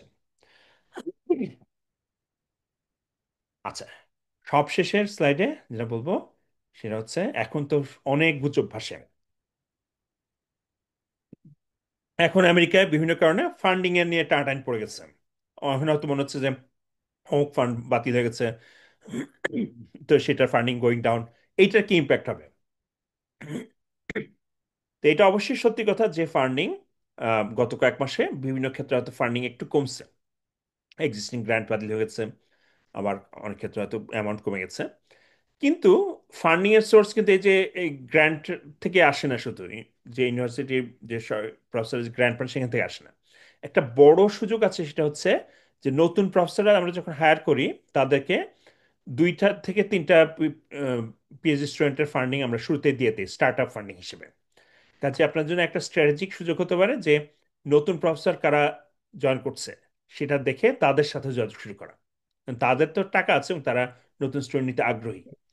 এবং এইটা কোত্থেকে পাবেন, একটা সুযোগ হচ্ছে লিঙ্কডইনে গেলে দেখবেন যে অনেকেই হয়তো অ্যানাউন্স করছে যে I am joining this university and I am looking for students. তো এই নতুন প্রফেসরদেরকে টার্গেট করলে ফান্ডিং এর ব্যাপারটার যে লিমিটেশন কমে গেছে সেইটা অ্যাভয়েড করা যায়। আবার অনেকে বলা যাচ্ছে, শুনছে এখন জব মার্কেট খারাপ, এখন যদি জব না পাই। ওয়েল, জব মার্কেট আমেরিকাতে হচ্ছে একবার বাড়ে একবার কমে, কখনো হয়তো খুব ভালো অবস্থা, কখনো খারাপ অবস্থা। এই মুহূর্তে হয়তো মনে হতে পারে যে জব মার্কেটে এই অবস্থা, আবার এআই এসে অনেকগুলা এন্ট্রি লেভেল জব খেয়ে দিচ্ছে। কিন্তু এটা একটা সুযোগও বটে। আপনারা যদি এখন নিজের উদ্যোগে এআই এক্সপার্ট হয়ে যান, যেটা হওয়াটা আসলে কঠিন কিছু না, চ্যাট জিপিটির উপর বসে থাকেন কয়েক ঘন্টা, এক্সপার্ট হয়ে যাবেন প্রম্পটে। তো এই টাইপের বিভিন্ন এআই বেসড টুল যদি কেউ জানে, তার জন্য এটা একটা জব মার্কেট বরং একটা অপরচুনিটি। তো সেই কাজে এইটাও আসলে এখন ঠিক না। তারপর কথা হচ্ছে সেলফ ফান্ডিং নিয়ে অনেক, সেলফ ফান্ডিং নিলে তো ভিসা দেয় না। এটা আসলে ভিসা দেওয়া না দেওয়াটা আসলে ফান্ডিং এর উপর ডিপেন্ড করে বটে, কিন্তু নট দ্য অনলি ফ্যাক্টর। যে হয়তো ভিসা পায় তার অন্যান্য ফ্যাক্টর আছে যার কারণে পায়নি, এবং অনেক কারণ হচ্ছে অনেক স্টুডেন্টই কিন্তু সেলফ ফান্ডিং আসে। তো আমি একটা কথা বলতে ভুলে গেছিলাম, যে একটা এক্সাম্পল দেই যে মাস্টার্স স্টুডেন্টরা সেলফ ফান্ডিং এসে পরবর্তীতে অন্যান্যভাবে সে কীভাবে ম্যানেজ করছে। বাংলাদেশ থেকে একটা স্টুডেন্ট আসছিল 2 বছর আগে আমার ইউনিভার্সিটিতে, সে মাস্টার্স ইন সাইবার সিকিউরিটি করতে। সে কিন্তু আসছিল হচ্ছে পুরোপুরি সেলফ ফান্ডে, সে দেশে কয়েক বছর জব করে কিছু টাকা জমাছিল, তারপর সে এক সেমিস্টারের টাকা নিয়ে সে চলে আসছে। আসার পরে সে 2 মাসের মাথাতে আমাদের ইউনিভার্সিটির যে আইটি ডিপার্টমেন্ট আছে সেখানে as a student programmer say job পেয়েছিল, কিছু পার্ট টাইম জব। এবং that part time job help him cover part of his tuition. এবং সে পাশ করা মাত্রই সেখানে সে ফুল টাইম জব হিসেবে পেয়ে গেছে। এবং আমি তাকে বলছিলাম যে তার মানে পার্ট টাইম জবটা কতটুকু কভার করছে, সে বলছে it was a big help, it cover lot huge part of his tuition and also his stipend and so on. তো কাজেই ফান্ডিং না থাকলেও একবার এসে যাওয়ার পরে it's possible to find different source of funding. Finally, সবচেয়ে বড় যে অনেকের চিন্তা যে আচ্ছা আমার জিপিএ 3.1, আমি মনে হয় অ্যাডমিশন পাবো না, এই চিন্তাটা থেকে বের হয়ে আসতে হবে। কারণ অ্যাডমিশন ক্ষেত্রে জিপিএ মোস্ট ইম্পর্টেন্ট ফ্যাক্টর হলো, it's not the only factor. এটা একটা হোলিস্টিক প্রসেস। কারণ অনেক হায়ার জিপিএতে যদি হেল্পও করে, লোয়ার জিপিএ মানে কিন্তু একেবারে বাদ না। As long as you meet the minimum set by the programme, you'll be considered. And if you have other credentials like research or communication contact with the professor, that will help you overcome that. Kaji, as long as your GPA is above 3.0, you can always definitely try to get into different universities. I mean, স্বপ্ন দেখতে সমস্যা নাই। GPA যদি minimum 3.0 উপর থেকে, অবশ্যই অবশ্যই আপ্রাণ চেষ্টা করবেন অন্যান্য ফ্যাক্টরগুলোকে ইমপ্রুভ করা। অলরাইট, তো আমার স্লাইড এখানেই শেষ। আমি একটা বই লিখছিলাম, এটার নাম আমেরিকা উচ্চশিক্ষা। সেখানে আমার এই ফেসবুকে বা অন্যান্য জায়গায় বিভিন্ন সময় লেখালেখি করছে এই বিষয়ে, সেই লেখাগুলোকে এক করে লিখেছিলাম। এটা যদি কারো আম, ইচ্ছা থাকে তাহলে এটার ফেসবুক পেজ দিয়ে দিচ্ছি এখানে, আহ, যে নিচে পিএইচডি ইন ইউএসএ, এটা দিয়ে বা আমেরিকা উচ্চশিক্ষা দিয়ে সার্চ করলে পাবেন। সেখানে এই বইয়ের অনেক কন্টেন্ট এমনি দেওয়া আছে, আপনার ফ্রিতে পড়ে নিতে পারবেন। আর কারো যদি বইটার ইচ্ছা হয়, জামশেদ ভাই বলছিলেন যে লিঙ্কটা দিতে, আমি এখানে লিঙ্কটা দিয়ে দিচ্ছি, রকমারিতে গেলে পাবেন। তো তাহলে আমার মোটামুটি এখানেই শেষ। আপনার সবাই অনেক আগ্রহ করে এখানে অ্যাটেন্ড করছেন, এটার জন্য অবশ্যই অবশ্যই ধন্যবাদ। আর আমি আইল be around, question answer session লাস্টে হবে, তখন যদি আপনার আর কোনো কোশ্চেন থাকে I'll be happy to answer this question. Thank you all. Thank you, Rakib Bhai. This is wonderful speech. I would say this is very informative and well thought out, and you covered the point that are unique. For example, specifically, you are talking about the other from other side as an admission application evaluator. Most of us or students who joined today, they do not have that perspective. This is very, very unique and helpful. and of course the planning, the timing, when to start what, plus many other things. This is really unique. Thank you so much. I believe everyone get unique and valuable information to make their journey smooth. Thank you. And I would hope you will continue staying connected for question and answer session. Sure. And also maybe we can move to the next segment and then come back to the question and come back to you. Sure. Thank you. Thank you. Okay, as you have seen, this is so much information useful for you. I can realize this would be a great help if I had this kind of information before my admission, maybe in 15 years ago. Okay, so without further ado, we can move to the next segment of this session. So our next speaker is Dr. Faizul Bari Tanvin. He is he has completed his PhD from Purdue University and currently working as a senior machine learning engineer at Qualcomm, based in Silicon Valley, California. Tanvin, welcome to this session. Thank you Mahbub ভাই, আমাকে এখানে invite করার জন্য। আহ, দেখে খুব ভালো লাগছে। আমি দেখতেছিলাম পার্টিসিপেন্ট অনেকে আগ্রহ নিয়ে এসেছে, এটা খুব একটা ভালো লক্ষণ। আহ, জামশেদ ভাইকেও ধন্যবাদ, বিয়ের প্রেসিডেন্ট। রাগিব ভাইকে ধন্যবাদ, অসাধারণ একটা প্রেজেন্টেশন দিয়েছেন। আমার কাজটা অনেকটাই সহজ হয়ে গেছে, অনেক ডিটেইল পার্সপেক্টিভ দেওয়ার কারণে। তো আমি আমার স্লাইডটা এখন তাহলে শেয়ার করি। আহ, আপনাকে এই শেয়ার রিকোয়েস্ট অ্যাপ্রুভ করতে হবে।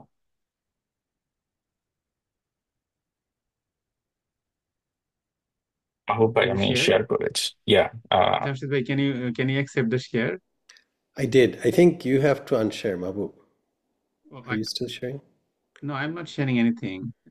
ওকে Okay, it's coming up. There you go.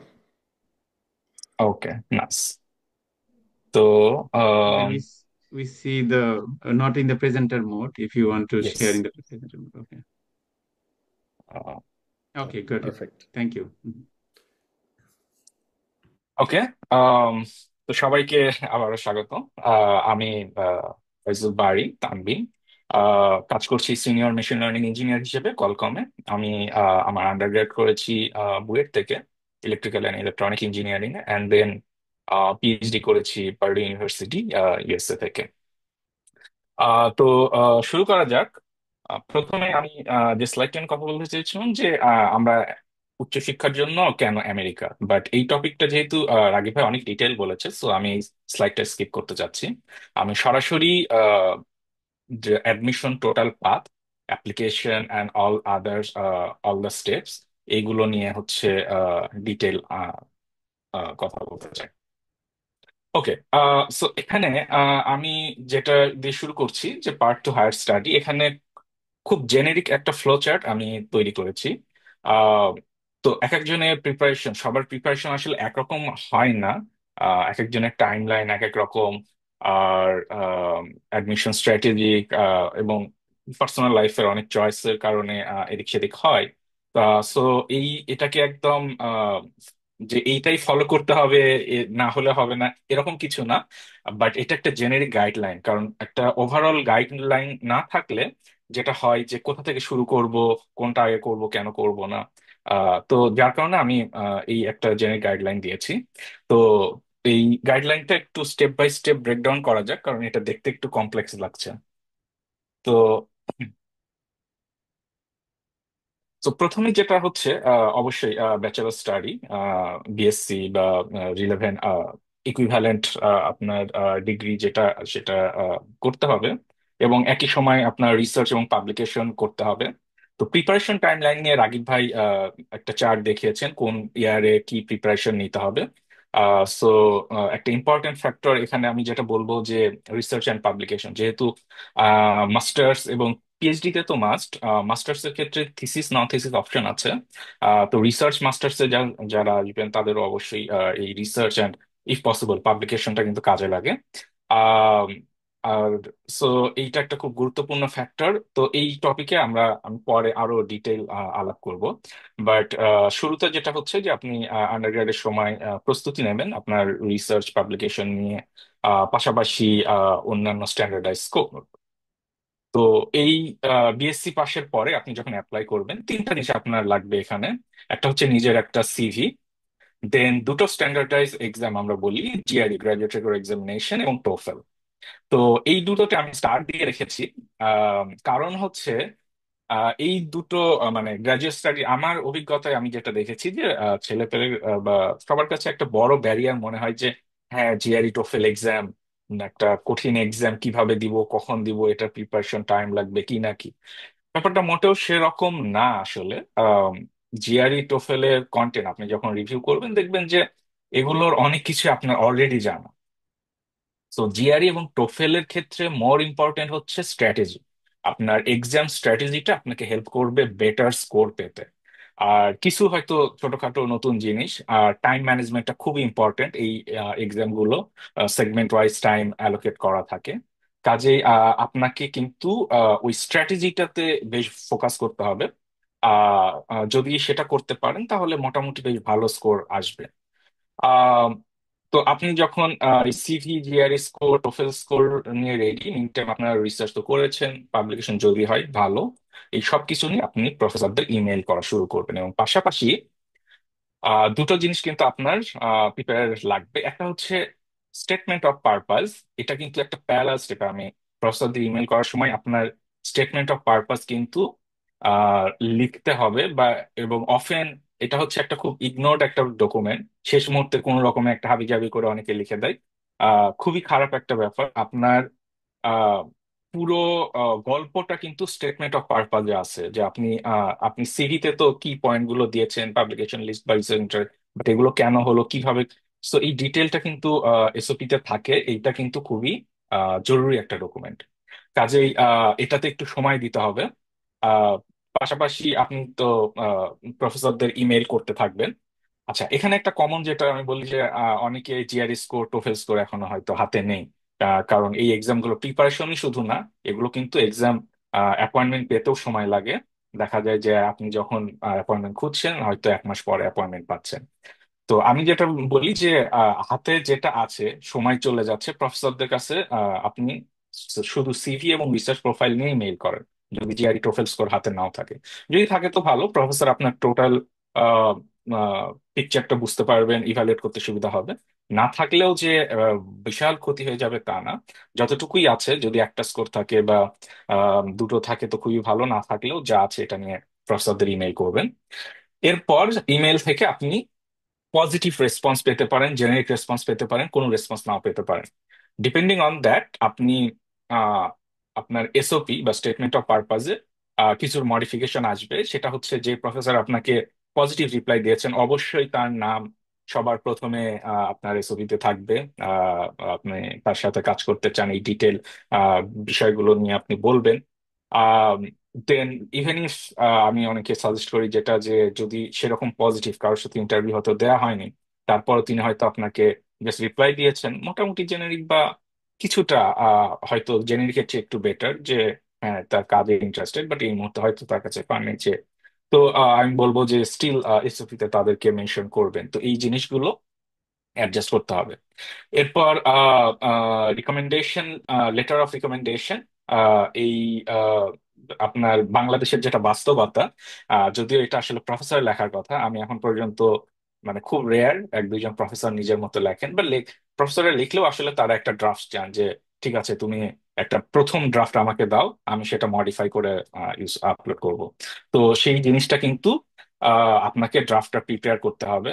আহ, এবং সেই একাধিক প্রফেসরের জন্য। তো এই টপিকে আরো পরবর্তীতে আরো স্লাইড আছে, আমি এটা নিয়ে পরে আরো ডিটেল আলাপ করব। তো সবকিছু ম্যাটেরিয়াল যখন আপনার রেডি, আপনি তখন অ্যাপ্লিকেশন করতে পারবেন। তো এখানে খুব ইম্পর্টেন্ট একটা প্যারালাল স্টেপ অ্যাপ্লিকেশন সময়, সেটা হচ্ছে ট্র্যাকিং রাখা। তো কেন এটা রাখবো? আপনি অনেকগুলো ইউনিভার্সিটি অ্যাপ্লাই করবেন, 5, 6, 7, 10, এতগুলো বিশ্ববিদ্যালয়ে অ্যাপ্লাই করবেন, আপনি এতগুলো প্রফেসরকে মেইল করবেন। কাকে মেইল করছেন, কি টপিকে তিনি কাজ করেন, তার লিঙ্ক, অ্যাডমিশন পোর্টাল লিঙ্ক, এগুলো কিন্তু খুঁজতে সময় লাগে। কিন্তু আপনি যখন সময় দিয়ে এগুলো খুঁজে বের করেছেন, পরে অ্যাপ্লিকেশনের আগে আবার একই কাজ করাটা কিন্তু সময় নষ্ট। তো যেটা করতে হবে, এটা যদি আমরা একটু গুছিয়ে রাখি সুন্দর করে, তাহলে এটা অ্যাপ্লিকেশন প্রসেসটা অনেক স্মুথ হয়। তো যেটা করতে হবে, আমি সবাই সাজেস্ট করি যে একটা অ্যাডমিশন ফোল্ডার করে, ধরুন আপনি 9টা বিশ্ববিদ্যালয়ে অ্যাপ্লাই করবেন, তাহলে অ্যাডমিশন ফোল্ডারে 10টা সাব ফোল্ডার ক্রিয়েট করবেন। 9টা হচ্ছে প্রত্যেকটা ইউনিভার্সিটি যেগুলোতে অ্যাপ্লাই করবেন সেগুলো, আর একটা ফোল্ডার হচ্ছে টেমপ্লেট ফোল্ডার। এই টেমপ্লেট ফোল্ডারের ভিতরে আপনার স্টেটমেন্ট অফ পারপাস, যেটা আপনার মূল স্টেটমেন্ট অফ পারপাস লিখেছেন সেই টেমপ্লেটটা থাকবে। আপনার রিকমেন্ডেশন লেটার যে ড্রাফট গুলো তৈরি করেছেন সেগুলো রাখবেন। দেন চাইলে ইমেল করার টেমপ্লেট গুলো আপনি কিছুটা করতে পারেন। কিন্তু আমি যেটা, টেমপ্লেটের যে জায়গাগুলো টেমপ্লেটটা ইউজ করার সময় কিছু জায়গাটা কিন্তু আপনি গ্যাপ রাখতে হবে, বা যেমন ডিয়ার ডক্টর এক্স, আমি যেটা করতাম হয়তো এই এক্স জায়গাটা হয়তো বোল্ড এবং রেড করে রাখতাম। কারণ যখন একজন প্রফেসরকে করবো, আমি তাহলে সহজেই চোখে পড়তো যে হ্যাঁ, ওখানে লাল কালি আছে, ওই জায়গাটা আমার চেঞ্জ করতে হবে। তো যে প্রফেসরকে আমি ইমেল করছি তার নামটা ওখানে আসবে, তার লাস্ট নেমটা। অ্যান্ড নিজের সম্পর্কে ইমেল, মানে কিছু জিনিস হচ্ছে আপনার কমন থাকবে, কিছু জিনিস হচ্ছে university two university, professor two professor adjust করতে হবে। সেই জায়গাগুলো টেমপ্লেটে রেড করে রাখলে পরবর্তীতে কিন্তু চট করে সুবিধা হবে যে আপনার মডিফাই করতে। এসওপির ক্ষেত্রেও সেম, আপনার বেসিক স্টেটমেন্ট পারপাস যেটা থাকলো 2 পৃষ্ঠা বা সামথিং। দেখবেন কিছু কিছু ইউনিভার্সিটি আপনার রেস্ট্রিকশন দিয়ে রাখছে, হয়তো 1 পেজের বেশি করা যাবে না, কোথাও ওয়ার্ড লিমিট আছে, কোথাও ফরম্যাটিং একটু ডিফারেন্ট। আমি দেখেছিলাম একটা ইউনিভার্সিটি, তারা প্রত্যেক পেজে লাস্ট নেম এবং অ্যাপ্লিকেশন আইডি এরকম কিছু ইনফরমেশন দিয়ে রাখতে বলে ফুটনোটে। তো হোয়াট এভার, প্রত্যেক কিছু এই অ্যাডজাস্টমেন্ট গুলো কিন্তু করতে হয়। তো যার কারণে টেমপ্লেট থেকে আপনি ইউনিভার্সিটি ওয়াইজ কপি করে দেন সেই অ্যাডজাস্টমেন্ট গুলো করলে দেন যেটা হবে যে আপনার ভুল হওয়ার সম্ভাবনা কম থাকবে। আদারওয়াইজ খুব সিলি মিস্টেক যে আপনি এক প্রফেসরকে মেইল করছেন, নাম লিখেছেন আর এক প্রফেসরের, স্টেটমেন্ট অফ পারপাজে আপনি বা আপনি ইউনিভার্সিটির নাম, এক ইউনিভার্সিটি অ্যাপ্লাই করতে যে আর এক ইউনিভার্সিটির নাম সহ আপলোড করে মানে দিয়ে দিয়েছেন। এই ধরনের খুব সিলি মিস্টেক গুলো এড়ানো কিন্তু সম্ভব এবং সময় বাঁচানো সম্ভব। আরেকটা যেটা, একটা এক্সেল ফাইল, এক্সেলে তো অনেকগুলো মিনি পেজ ট্যাপ করা যায় নিচে। তো ইউনিভার্সিটি ওয়াইজ ট্যাপ করবেন যে লিঙ্ক গুলো, ডিপার্টমেন্টাল লিঙ্ক, তাদের রিসার্চ, তাদের কি নিয়ে কাজ করে, তাদের সেন্টার, এই এবং অ্যাডমিশন পোর্টাল লিঙ্ক, এগুলো থাকবে। পাশাপাশি একটা মূল ট্যাব যেখানে আপনি কোন কোন ইউনিভার্সিটি অ্যাপ্লাই করছেন, তাদের ডেডলাইন কবে, এটা কিন্তু খুব ইম্পর্টেন্ট। ডেডলাইন গুলো হচ্ছে লিখে রাখা, যেন ডেডলাইনের একটা সময়ের আগে আপনি অ্যাপ্লাই করতে পারেন। তো এই ট্র্যাকিং স্টেপটা আমি অন্য কালারে রেখেছি কারণ এটা খুব ইম্পর্টেন্ট। অনেকেই করে না। আপনি যদি ম্যানেজ করতে পারেন দ্যাটস ফাইন, বাট আমার অভিজ্ঞতাই বলে যে আপনি যদি এটা ঠিক মতো ম্যানেজ না করেন, তাহলে ভুলভাল করে ফেলার সম্ভাবনা কিন্তু প্রচুর। কারণ এখানে প্রচুর ম্যাটেরিয়াল ইনভলভ, ছোটখাটো ভুল হয়ে যেতে পারে। আচ্ছা, অ্যাপ্লিকেশন তো করলেন, এরপরে হচ্ছে আহ, যেটা একটা অফার আসুক, অ্যাডমিশন অফার আসতে পারে, রিজেকশন আসতে পারে, হোয়াট এভার, আপনি সেটা পাবেন। পাশাপাশি ফান্ডিং এর একটা লেটার পাবেন। কেমন? তো এই দুটো হচ্ছে, আপনি দুটো যে সবসময় একসাথে থাকবে তা না। আপনি অ্যাডমিশন পেতে পারেন কোনো ফান্ডিং ছাড়া, পার্শিয়াল ফান্ডিং পেতে পারেন, ফুল ফান্ডিং পেতে পারেন। তো এই বিষয়গুলো নিয়ে পরে আবার কিছুটা কথা বলবো। তো এই দুটো পাওয়ার পরে আপনি যখন একাধিক ইউনিভার্সিটি থেকে পেলেন, একটা থেকে পেলেন, হোয়াট এভার, আপনি ডিসিশন নিলেন যে আমি অমুক ইউনিভার্সিটিতে যাব।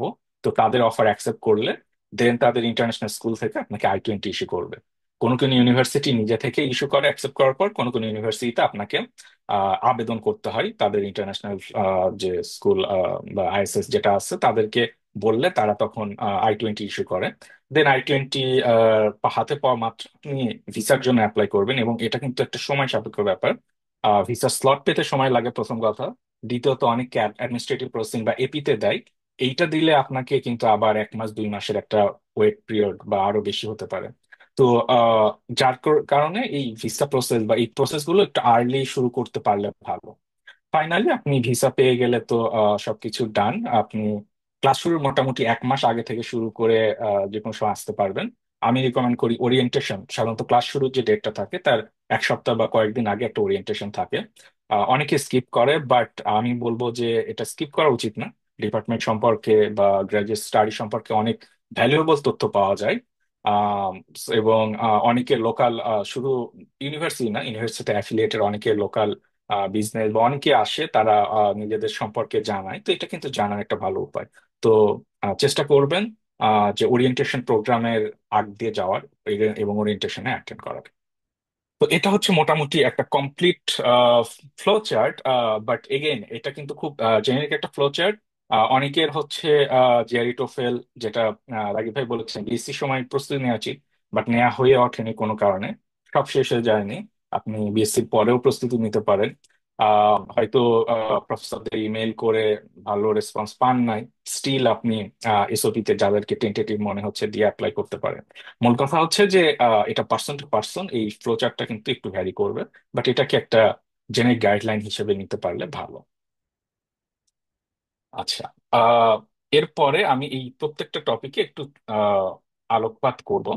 তো আলোকপাত করার সময় একটু আমি 1 মিনিট একটা ছোট্ট বিরতি নিচ্ছি। আহ মাহবুব ভাই, আমার ল্যাপটপটা দেখাচ্ছিল, হচ্ছে আমি জাস্ট কানেক্ট করতে, চার্জারটা কানেক্ট করি। Take your time. জাস্ট এক Take your minute time. Sorry everyone. No problem. So in the meantime, please continue asking the questions in the chat section. We will go over them towards the end of this presentation. Please continue asking questions, and based on the questions and pattern of the questions, we will in the future we will arrange more discussion seminar like this. Okay, Tarmin, good to হ্যাঁ, have you back. হ্যাঁ, ওকে। আমার স্ক্রিনটা দেখা যাচ্ছে, ভাই confirm করবেন? Yes.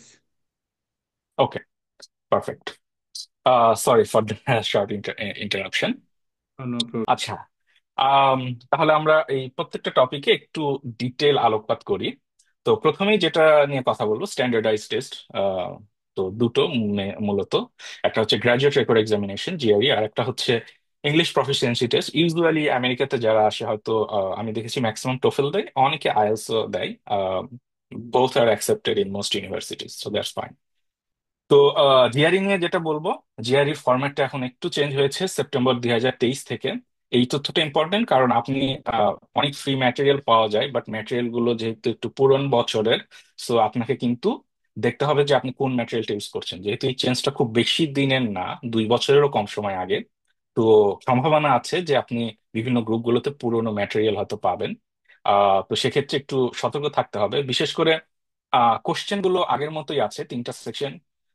এখানে হচ্ছে ভার্বাল, কোয়ান্টিটেটিভ, রিজনিং 170 170 করে, অ্যানালিটিক্যাল রাইটিং 6। তো যেটা চেঞ্জ হয়েছে, আগে 40টা করে প্রশ্ন থাকতো, এখন সেখানে 27টা প্রশ্ন থাকে প্রত্যেক সেকশনে। এসে লিখতে হতো 2টা, এখন একটা লিখতে হয়। এবং পরীক্ষার সময় আগে ছিল 4 ঘন্টার থেকে একটু বেশি, এখন সেটাকে 2 ঘন্টায় কমে এসেছে। তো আগের প্রশ্নগুলো প্র্যাকটিস করলেও হবে, কিন্তু আপনি যখন মক টেস্ট যেগুলো প্র্যাকটিস করবেন সেগুলো কিন্তু নতুন ফরম্যাটের করতে হবে। তো এই বিষয়টা খেয়াল রাখবেন। এবং যত দ্রুত শুরু করা যায়, বিএসসি কালীন সময়, 4th ইয়ারে, 3rd ইয়ারে, একটু আর্লি প্রিপারেশন করতে থাকলে, বা অ্যাটলিস্ট একটু দেখে রাখলে যে আসলে কি কন্টেন্ট গুলো ওখানে থাকে, তাহলে হয়তো একটু বেটার। আপনি প্রচুর রিসোর্স পাবেন অনলাইনে, ফ্রি পাবেন, পেইড পাবেন, বাট ফ্রি রিসোর্স এত বেশি যে আমার মনে হয় না যে পেইড কোনো রিসোর্স আপনার প্রয়োজন হবে। টোটাল বা আইএলটিএস, এটা আমাদের যেহেতু আমরা নন ইংলিশ স্পিকিং, আমাদের অনেক লাগে। কিছু কিছু প্রোগ্রামে আমি দেখেছি মেথড অফ ইনস্ট্রাকশন ইংলিশ থাকলে তারা সেটা অ্যাকসেপ্ট করে ইউনিভার্সিটি থেকে, বাট সংখ্যাটা খুব বেশি না। টোফেলের ক্ষেত্রে যেটা ইম্পর্টেন্ট, জানুয়ারি 2026 থেকে কিন্তু টোফেলের স্কোরিং সিস্টেমটাও চেঞ্জ হয়ে যাচ্ছে। তো আগে ছিল 120-এর মধ্যে, এখন সেটাকে 1 থেকে 6 স্কোর ব্যান্ডে নেবে। এবং আমি ইটিএস এ দেখলাম ওরা 2 বছর পর্যন্ত বোথ স্কোরিং স্টাইল, মানে 120-এর মধ্যে এবং 6, 1 to 6 দুইটা স্টাইলে রিপোর্ট করবে এই ট্রানজিশন পিরিয়ড। দেন পুরোপুরি নতুন সিস্টেমে চলে যাবে। তো এই জিনিসটা একটু মাথায় রাখবেন। আচ্ছা, টোফেলের বা জিআরই এটা নিয়ে রাগিব ভাই বলেছেন, তারপর আমি টোফেল এক সংক্ষিপ্ত বলি যে অনেকে আমি দেখেছি যে হ্যাঁ খুব ভালো করতে হবে জিআরই স্কোর, খুব বারবার প্রিপারেশন বা অনেক লম্বা সময়। তো এই দুইটা এক্সাম পিছে এত বেশি লম্বা সময় নষ্ট করা যাবে না। জিআরই সাধারণত 2 থেকে 4 মাস এনাফ। প্রস্তুতির জন্য আপনি যদি পাশাপাশি হয়তো কেউ জব করছেন বিএসসি এর পরে, বা হয়তো 6 মাস পর্যন্ত লাগতে পারে। এর বেশি যদি লাগে তাহলে আপনার বুঝতে হবে যে আপনি কিছুটা কোনো জায়গায় ভুল হচ্ছে। আম, এবং টোফেল এই জিনিসটাই যেটা হচ্ছে যে again more about strategy than main content. So strategy গুলোর উপর গুরুত্ব দিতে হবে। এবং ডিপার্টমেন্টাল, আমি যেটা দেখেছি গ্রাজুয়েট প্রোগ্রামের রিকোয়ারমেন্ট থাকে, আপনাকে সেটা স্যাটিসফাই করতে হবে। এর বাইরে ডিপার্টমেন্টাল একটা কাট অফ থাকে একটু হায়ার, সেটা হলেই হবে। টোফেলের ক্ষেত্রে একটা ইউনিক যেটা যে টিএ বা টিচিং অ্যাসিস্ট্যান্টশিপ, যেটা নিয়ে পরে আসবে ফান্ডিং সোর্স, এইটার ক্ষেত্রে অনেক প্রোগ্রামে টোফেলের স্পিকিং সেকশনের স্কোরের একটা বার দেয়া থাকে, যে যেমন পার্ডুতে ছিল 23 থেকে 27 পর্যন্ত যদি স্পিকিং স্কোর থাকে, তাহলে হচ্ছে তারা তাদেরকে পার্ডুতে আরেকটা টেস্ট দিতে হয়, যেটা আসলে টোফেলের চেয়েও ইজি। আর যদি 27-এর উপর থাকে সেরকম কোনো দিতে হয় না, তারা সরাসরি টিএ তে অ্যাটেন্ড করতে পারে। কিন্তু স্পিকিং স্কোর যদি 22 বা তার কম হয়, তাদেরকে কিন্তু টিএ হিসেবে অ্যালাউ করে না। তো এরকম ইউনিভার্সিটি ওয়াইজ এরকম কিছু ছোটখাটো রেস্ট্রিকশন থাকতে পারে, এগুলো নিয়ে একটু দেখতে হবে। আচ্ছা, রিসার্চ অ্যান্ড পাবলিকেশন, এটা নিয়েও রাগিব ভাই অনেক কিছু বলেছেন। আমি খুব ছোট্ট করে একটা যেটা বিষয় বলবো, আমি যেটা অনেকের ক্ষেত্রে দেখেছি যে হ্যাঁ, থিসিস করেছি, পাবলিশ করব, কিন্তু পাবলিকেশন তো টাইম লাগে, আসলে টাইম লাগে। আপনি Q1 বা ভালো একটা জার্নালে সাবমিশন থেকে শুরু করে, বা সাবমিট করতেও একটা সময়ের ব্যাপার, প্রথমবার লেটেকে পেপার লিখতে একটু সময় লাগে, অনেক কিছু শিখতে। বাট আপনি পাবলিশ মানে সাবমিশন করা থেকে পেপারটা অনলাইনে পাবলিশ হওয়া পর্যন্ত, এটা কিন্তু মিনিমাম হয়তো 1 বছর 1.5 বছর জার্নালের ক্ষেত্রে লেগে যায়। কনফারেন্স হয়তো ফাস্টার। তো আমি এক্ষেত্রে যেটা সাজেস্ট করি যে আপনি থিসিস থেকে একটা পেপার লিখবেন, ঠিক আছে, আপনি প্রিপ্রিন্ট করেন, এটা হচ্ছে আর্কাইভ, আমি এখানে লিখ দিয়েছি। এখানে কিন্তু আপনি যেটা প্রিপ্রিন্ট ভার্সনটা এখানে সাবমিট করা যায় খুব ফাস্ট, উইদিন আ উইক থেকে শুরু করে উইদিন আ মান্থ। মান্থের বেশি আমি আসলে খুব একটা শুনিনি কাউকে, বাট খুব কম সময়ে ওদের প্রিপ্রিন্ট সার্ভারে কিন্তু এটা আপলোড হয়ে যায়। দেন আপনি এটাকে রেফার করতে পারেন, এবং এটাও কিন্তু একটা ভালো, প্রফেসরদের কাছে মানে কিছু না থাকার চেয়ে এটা অনেক ভালো যে হ্যাঁ, আপনি পেপারটা লিখেছেন, পেপারটা রিভিউ সাইকেলে আছে।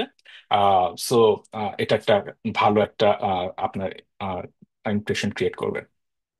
এবং রিসার্চ নিয়ে ভয় পাওয়ার কিছু নেই, অনেকে যে হ্যাঁ ভালো কাজ হচ্ছে না বা কি, রিসার্চারদের মানে আমরা তো আসলে বইতে যেগুলো এক্সাম্পল বা এক্সারসাইজ প্র্যাকটিস করি, আম, এগুলো তো জানা সমস্যা, আমার স্টুডেন্টদের কাছে অজানা, বাট অলরেডি সলভ একটা প্রবলেম। কিন্তু রিসার্চ ডাইমেনশনটা ভিন্ন, কারণ আপনি সম্পূর্ণ নতুন কিছু বিষয় বা রিয়েল লাইফ প্রবলেম সলভ করার চেষ্টা করছেন, যেটা সলিউশন কেউ জানে না।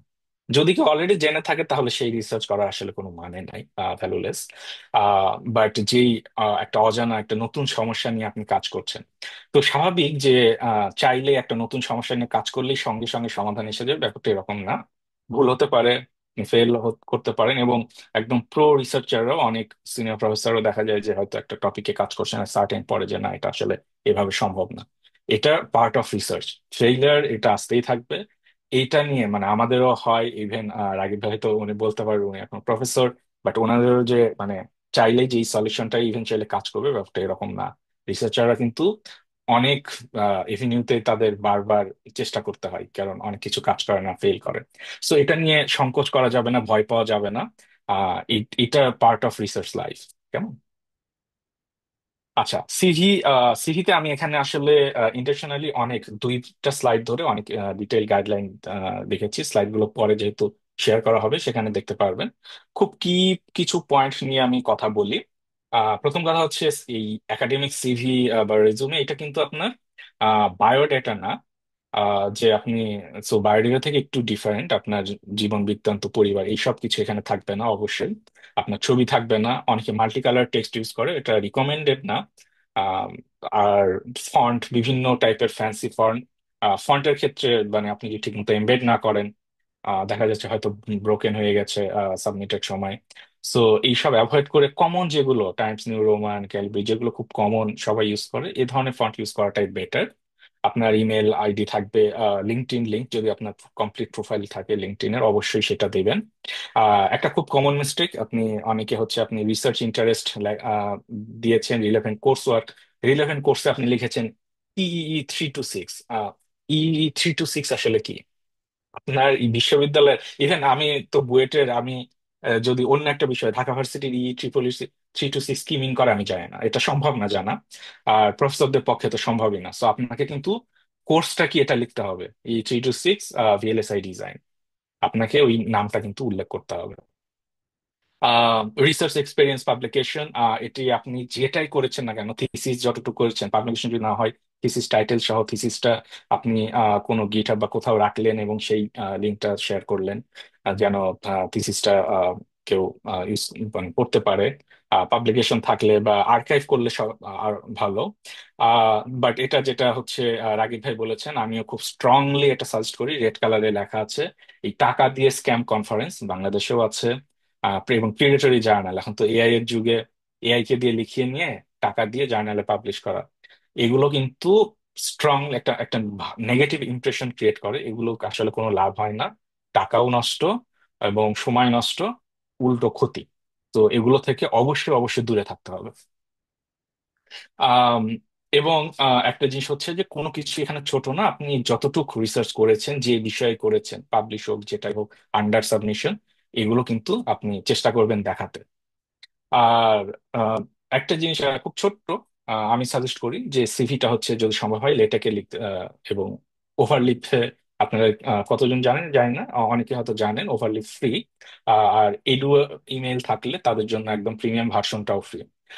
বাট এইটু যদি নাও থাকে, ফ্রি ভার্সনে আপনি জাস্ট নিজের ইউজের জন্য, ফ্রি ভার্সনে যে রেস্ট্রিকশন গুলো শেয়ার দুইজন একজনের বেশি করা যায় না বা এরকম, বাট বেসিক লেখালেখির জন্য ওভারলিপ খুব একটা ভালো। কারণ আমাদের সময় ছিল আমরা মিকটেক নামে একটা যে এটাকে ইনস্টল করতে হতো, পর প্যাকেজ ডিপেন্ডেন্সি অনেক কিছু, মাঝে মাঝেই ব্রোকেন কাজ করতো না ঠিক মতো।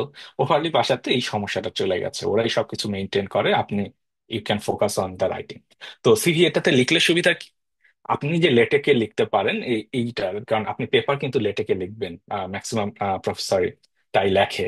সো ইনডিরেক্টলি আপনি আপনার সিভি যখন লেটেকে লেখা, ফন্টটা যেহেতু একটু ডিফারেন্ট বোঝা যায় ওয়ার্ডের চেয়ে, তো এই বার্তাটা দেয় যে আপনি কিন্তু লেটেকে লিখতে পারেন। So that's a subtle thing that you show by this way. প্রফেসরদের ইমেইল করা, শর্ট লিস্ট করবেন, এবং যেটা বলেছি এক্সেল ফাইলে কিন্তু ইউনিভার্সিটির নাম, কোন কোন প্রফেসরদের সেই লিঙ্ক, এবং প্রফেসর নাম, তার হোম পেজের লিঙ্ক, তিনি কি নিয়ে রিসার্চ করেন, আপনি তাকে কি করছেন, মানে কি বিষয়ে ইন্টারেস্ট, তাকে মেইল করছেন, সবকিছু আপনার কিন্তু ট্র্যাকিং রাখতে হবে। এবং যেটা আমি লিখেছি এখানে, কপি পেস্ট করা যাবে না। অমুক প্রফেসরকে যেটা লিখেছি কপি করে বসিয়ে দিলেন, প্রফেসরের নামটা আগের প্রফেসর প্রফেসর সেনকে লিখছেন প্রফেসর বিজয়, একই কপি পেস্ট করে, এই সব ডিজাস্টার করা যাবে না। সো কপি করার সময় কিন্তু খুব সাবধান, আমি মানুষকে না করতেই বলি কপি। আপনার টেমপ্লেট থাকবে, টেমপ্লেটে এই বিষয়গুলো ফিল আপ করে পাঠাবেন, সেইটা হচ্ছে মোর স্ট্রাকচার্ড অ্যাপ্রোচ আমার কাছে মনে হয়। কিভাবে প্রফেসরদের অ্যাড্রেস করবেন, ডিয়ার প্রফেসর লাস্ট নেম বা ডিয়ার ডক্টর লাস্ট নেম। এখানে যেটা ইম্পর্টেন্ট যে নাম মিস স্পেল করবেন না। যেটা হয় যে কিছু ভিন্ন ভিন্ন দেশে তাদের নামের সবসময় ইংলিশ ক্যারেক্টার থাকে না, হয়তো দেখবেন টার্কিশ প্রফেসরের তাদের কিছু স্পেশাল ইংলিশ ক্যারেক্টার, এর উপর হয়তো ডাবল ডট এরকম। তো উনি ওনার অফিসিয়াল সাইটে যেভাবে লিখেছেন, সেখান থেকে লাস্ট নেমটা নিয়ে আপনি সেইটাই ফলো করার চেষ্টা করবেন। কেমন, আপনি সেটাকে, আপনি এ ডাবল ডট উনি ওইভাবে লেখেন, আপনি শুধু এ দিয়ে লিখলেন, দরকার নেই এই ধরনের নাম চেঞ্জ বা আহ, বানান ভুল করা তো যাবেই না। সো এগুলো কিন্তু একটা যে আপনি খুব একটা কেয়ারফুল না এই এই বার্তাটা দেয়, সো এগুলো নিয়ে সাবধান থাকতে হবে। আর কিছু একটা ভালো ইমেল অ্যাড্রেস মেনটেন করবেন, অধিকাংশই করেন, first name last name department নাম, অথবা ফার্স্ট নেম লাস্ট নেম। কিছু আহ, উম, অন্য ধরনের নামটাও আমরা মাঝে মাঝে দেখি, এই সব ইউজ করাই ভালো। স্টেটমেন্ট অফ পারপাস যেটা বলেছিলাম, খুবই খুবই ইম্পর্টেন্ট একটা ডকুমেন্ট, কিন্তু খুবই নেগলেক্টেড, একদম শেষ মুহূর্তের জন্য রাখা হয়। কোনো রকম একটা কিছু লিখে বা কোনো বড় ভাইয়ের কপি পেয়েছেন, কপি করে বসিয়ে দিলেন, এটা কিন্তু একটা ডিজাস্টার। আপনি আপনার প্রোফাইল দিয়ে হয়তো তার মানে মোটামুটি একটা ইউনিভার্সিটি আপনার সম্ভাবনা ছিল, আপনি জাস্ট কপি পেস্ট করে জেনেরিক একটা কিছু লিখে দিলেন, বা বানান টানান ভুল, মানে ঠিক মতো সিঙ্ক আপ করছেন না, তাহলে কিন্তু এটা একটা ডিজাস্টার। তো এসওপিতে একটু সময় দিতে হবে। আহ, যেটা আমি বলি যে এসওপিটা হচ্ছে নিজের একাডেমিক ক্যারিয়ারের একটা গল্প। তো এই গল্পটা যেহেতু প্রত্যেকের একাডেমিক ক্যারিয়ার জার্নিটা একটু ডিফারেন্স, তো এই গল্পটা কিন্তু ইউনিক হবে। এবং অন্যদের এসওপি পড়লে তাদের দেখে মনে আপনি না চাইলে অবচেতন মনে ওই রকম একটা ফরম্যাট চলে আসবে। তার চেয়ে যেটা বেটার, আপনি স্ট্র্যাটেজিটা শিখবেন, কিভাবে লিখতে হবে, কি ইনফরমেশন দিতে হবে, কি বাদ দিতে হবে। আপনি সিভিতে আপনার বেসিক ইনফরমেশন গুলো আছে, বাট আপনি এটা কিন্তু সিভির কপি পেস্ট না, এটি হচ্ছে আপনার স্টোরি। আপনি আহ, কেন এইটা নিয়ে কাজ করতে চান, আপনি এই প্রফেসরকেই কেন ভালো লাগলো, আপনার রিসার্চ ব্যাকগ্রাউন্ড কিভাবে তার সঙ্গে অ্যালাইন, এই ডিটেল প্রসঙ্গগুলো আসবে। সো এটাকে একটু সময় দিয়ে লিখতে হবে, কেমন? আর একটা জিনিস, গ্রামারলি টুল খুব, এটা ফ্রি, খুবই কাজের। যদি গ্রামার কোনো ভুলভাল হয়, শুধু এসওপি তে না, থ্রু আউট প্রসেসে আপনার গ্রামারলি দিয়ে আপনি এই বিষয়গুলো কিন্তু চেক করবেন যেন গ্রামাটিক্যাল কোনো ভুল না থাকে। আর আরেকটা জিনিস হচ্ছে, এসওপি আপনি যে ড্রাফট তৈরি করবেন 2 পৃষ্ঠা 3 পৃষ্ঠা হোয়াট এভার, এটা কিন্তু সব ইউনিভার্সিটি আগেই বলেছি ফিট করবে না। পেজ রিকোয়ারমেন্ট থাকে হয়তো, যেমন পার্ডুতে ইসিএস ডিপার্টমেন্ট ওয়াইজ, আমাদের ডিপার্টমেন্টে ছিল 1 পেজ। সো আমি সবকিছু মানে কিছু ইনফো কেটে কুটে ক্র্যাম করে ছোট করে সেটা সেখানে দিতে হয়েছিল। কিছু ইউনিভার্সিটিতে তাদের ফরম্যাটিং ডিফারেন্ট।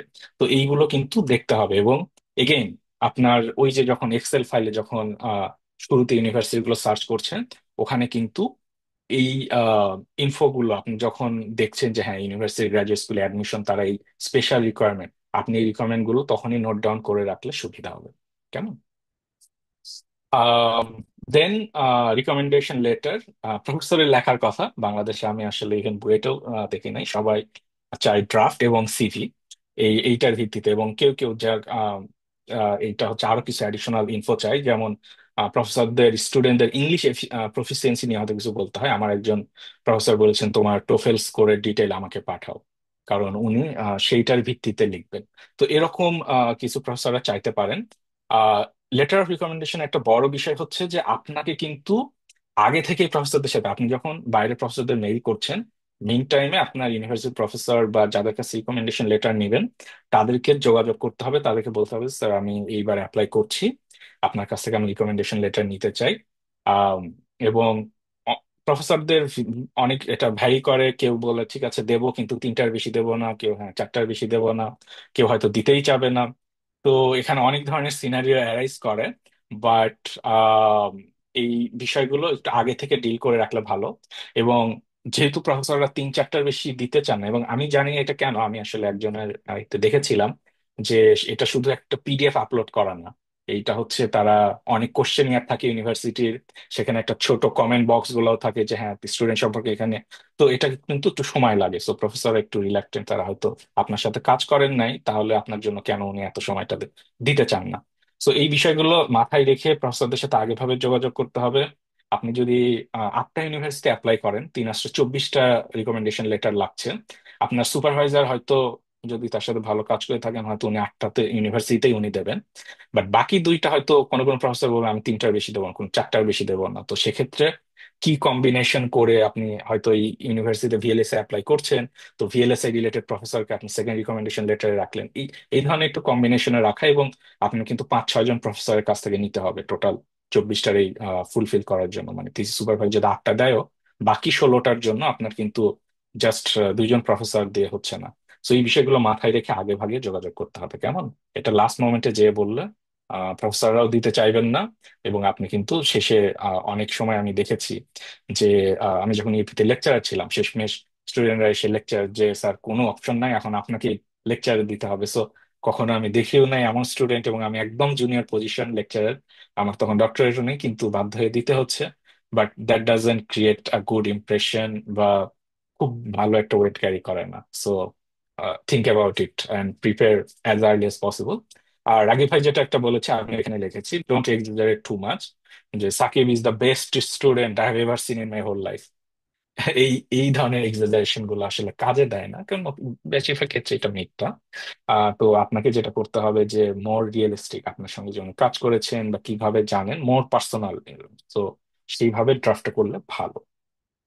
আরেকটা জিনিস, বাংলাদেশে যেটা লাগে, ফ্যাকাল্টিরা অনেক কাজে ব্যস্ত, আপনি অ্যাপ্লাই করলেন, তাদেরকে কিন্তু রেগুলার ইন্টারভালে একটা রিমাইন্ডার দিতে হয় যে স্যার আপনি কি এটা সাবমিট করেছেন কিনা, বা আপনি দেখতে পারবেন অ্যাপ্লিকেশন পোর্টালে যে সাবমিট হয়নি, সেক্ষেত্রে তাদের সঙ্গে কথা বলে যে স্যার এটা একটু তাদেরকে কিন্তু আমি অধিকাংশ, আমার থিসিস সুপারভাইজার ছাড়া বাকি সবাইকে আমি দেখেছিলাম যে আহ, বাকিদেরকে আমার রিমাইন্ডার দিতে হয়েছে একাধিকবার, নট একবার, একাধিকবার রিমাইন্ডার দিতে হয়েছে, পার্সোনালি দেখা করে, ইমেল করে, তারপরে জমা হয়েছে।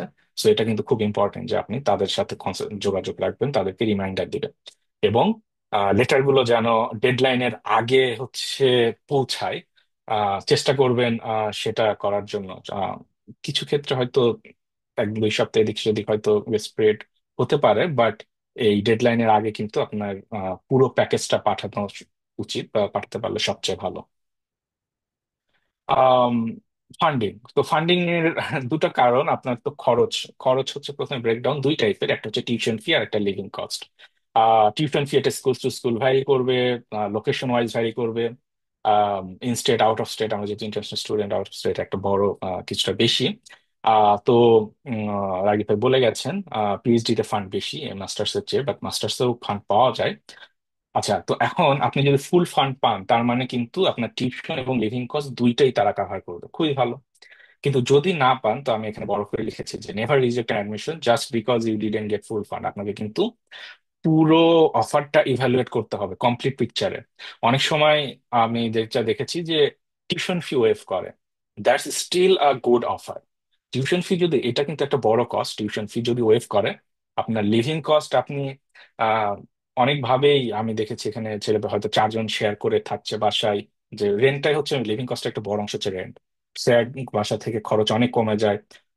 ইউনিভার্সিটির বিভিন্ন প্রোগ্রাম টোগ্রাম থাকে, খাওয়া দাওয়া করে, এরপর ইউনিভার্সিটিতেও বিভিন্ন ছোটখাটো জব থাকে, বা টিচিং বিভিন্ন পজিশন। আপনি যদি আহ, এই ধরনের কিছু করে আপনি লিভিং কস্ট মোটামুটি চালাতে পারেন, বা দেশ থেকে হয়তো কিছু নিয়ে এসে সম্ভব। সো আপনাকে দেখতে হবে যে টোটাল প্যাকেজটা হচ্ছে আপনাকে কি অফার করছে, আপনি কতটুকু নিজের পকেট থেকে যাচ্ছে বা যেতে পারে, এবং সেটার উপর ভিত্তি করে আপনাকে এই সিদ্ধান্তগুলো নিতে হবে। তো ফান্ডিং এর মেইন, মানে খুব জেনারিক 3টা সোর্স মূলত: fellowship, research assistancy, teaching assistancy. Fellowship হচ্ছে ইউনিভার্সিটি থেকে, তারা হয়তো কোনো ডোনার বা কোনো এজেন্সি থেকে পেয়েছেন এই যেটা স্টুডেন্টকে পাস ডাউন করছেন, যাদের রেজাল্ট খুব ভালো বা প্রোফাইল ভালো, সাধারণত তাদেরকে দেয়। রিসার্চ অ্যাসিস্ট্যান্টশিপ, আপনি প্রফেসরের সঙ্গে কাজ করবেন আর এই হিসেবে টাকা পাবেন। আর টিচিং অ্যাসিস্ট্যান্টশিপ, এটা বাংলাদেশে অনেকটা জুনিয়র লেকচারারদের মতো, আপনি ল্যাবে বা আহ, কোনো থিওরি কোর্সে হয়তো প্রফেসর লেকচার দিচ্ছেন, আপনি টিএ থাকলেন, সেখানে গ্রেডিং করা, হোমওয়ার্ক গুলো দেখা, এই কাজগুলো করে। এর বাইরে গ্রাজুয়েট অ্যাসিস্ট্যান্টশিপ একটা আছে, বিভিন্ন ইউনিভার্সিটি অ্যাডমিনিস্ট্রেটিভ জিনিস। এবং আরেকটা যেটা আমি এখানে রাখি নাই, সেটা হচ্ছে স্কলারশিপ। বিভিন্ন এক্সটার্নাল স্কলারশিপ আছে, এগুলো কিন্তু অ্যাডমিশনের মতো আগে থেকে অ্যাপ্লাই করতে হয়, যেমন ফুল রাইট স্কলারশিপ আছে, বা সিআইএস ফেলোশিপ, এরকম বিভিন্ন এক্সটার্নাল ফেলোশিপ আছে যেটা ইউনিভার্সিটি স্পেসিফিক না। এগুলো কিন্তু আপনাকে আগে থেকে অ্যাপ্লাই করতে হবে, বা অনেক সময় ইউনিভার্সিটি যাওয়ার পর সেকেন্ড ইয়ারের বা থার্ড ইয়ারে অনেক ফেলোশিপ থাকে এক্সটার্নাল, গুগলের আছে, অ্যাপলের আছে, আমি জানি স্টুডেন্টদের জন্য। এই ধরনের ফেলোশিপে আপনি অ্যাপ্লাই করতে পারেন আপনার 1 বছর 2 বছরের কাজ দেখিয়ে। এগুলো কিন্তু একটা ভালো ফান্ডিং অপশন।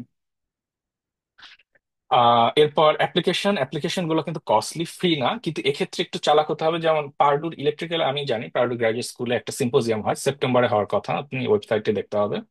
যারা ওইটাতে অ্যাটেন্ড করে, তারা একটা সম্ভবত টোকেন পায়, এইটা দিয়ে তাদের অ্যাপ্লিকেশন ফি ওয়েভ হয়ে যায়।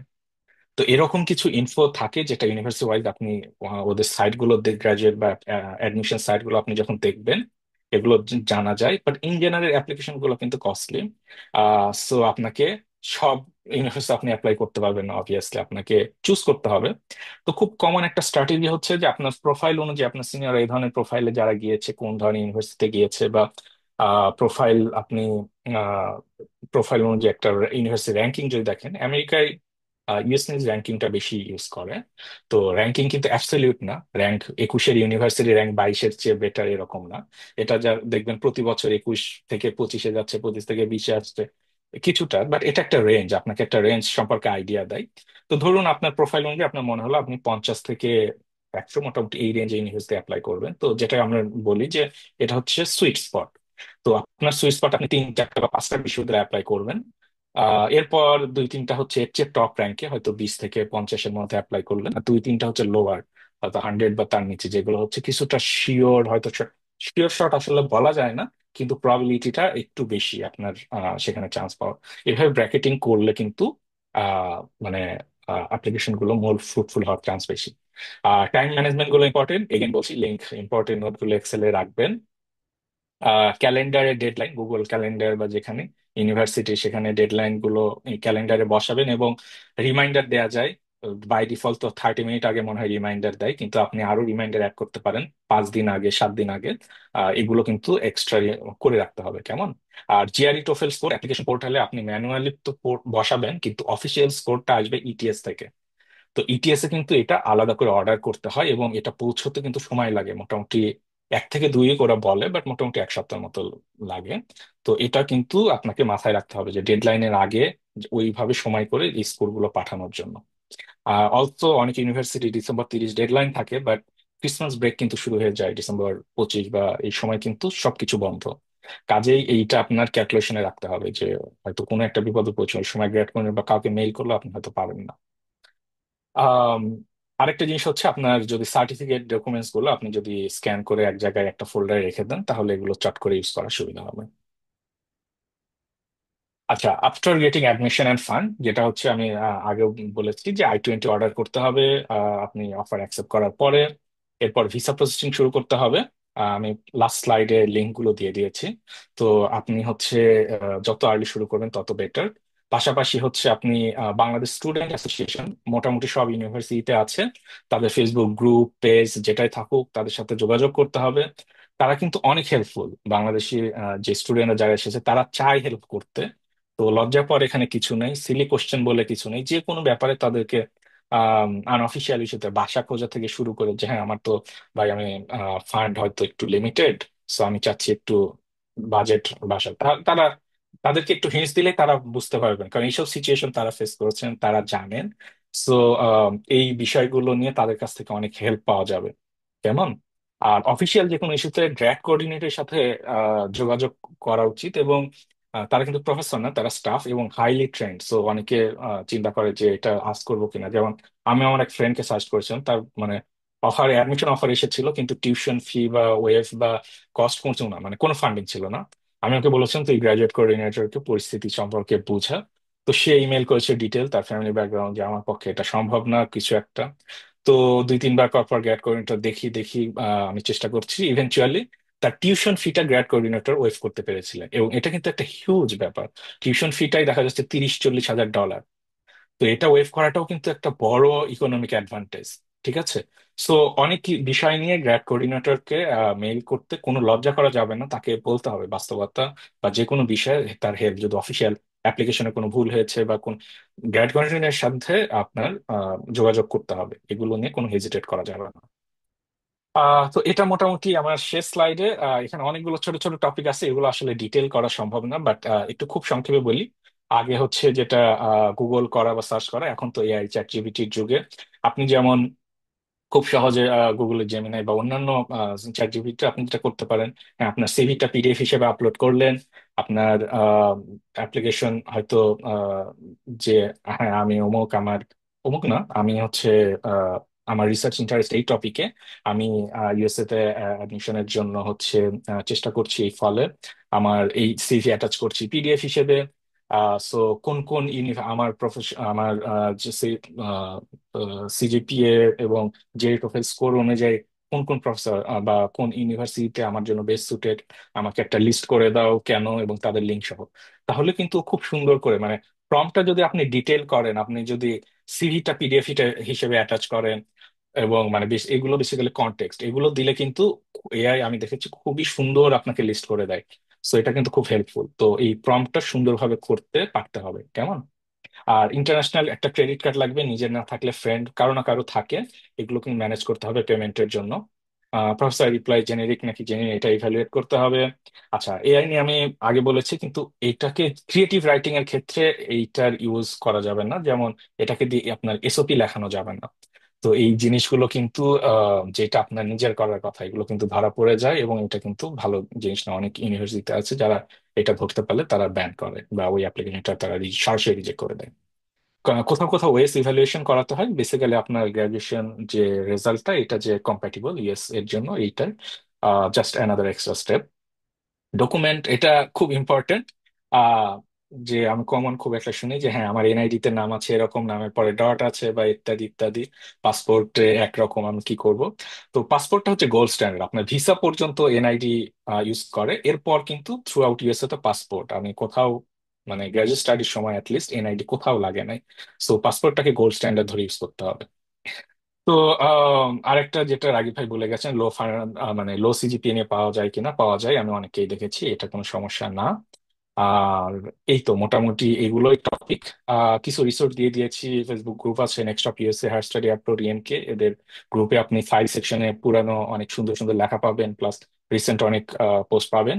ইটিএস এর লিঙ্ক দিয়েছি যারা জিআরই টোফেলের জন্য, এরপর ইউএস এমবাসির ওয়েবসাইট বাংলাদেশে, সেখানে ভিসা রিলেটেড অনেক মিথ চালে যেগুলো আসলে ট্রু না, এমবাসি সাইটটা দেখলেন বুঝতে পারবেন। প্লাস ভিসা অ্যাপ্লিকেশনের যে সাইট পোর্টালটা ইউএস গভর্নমেন্টের, এটা দিয়ে দিয়েছি।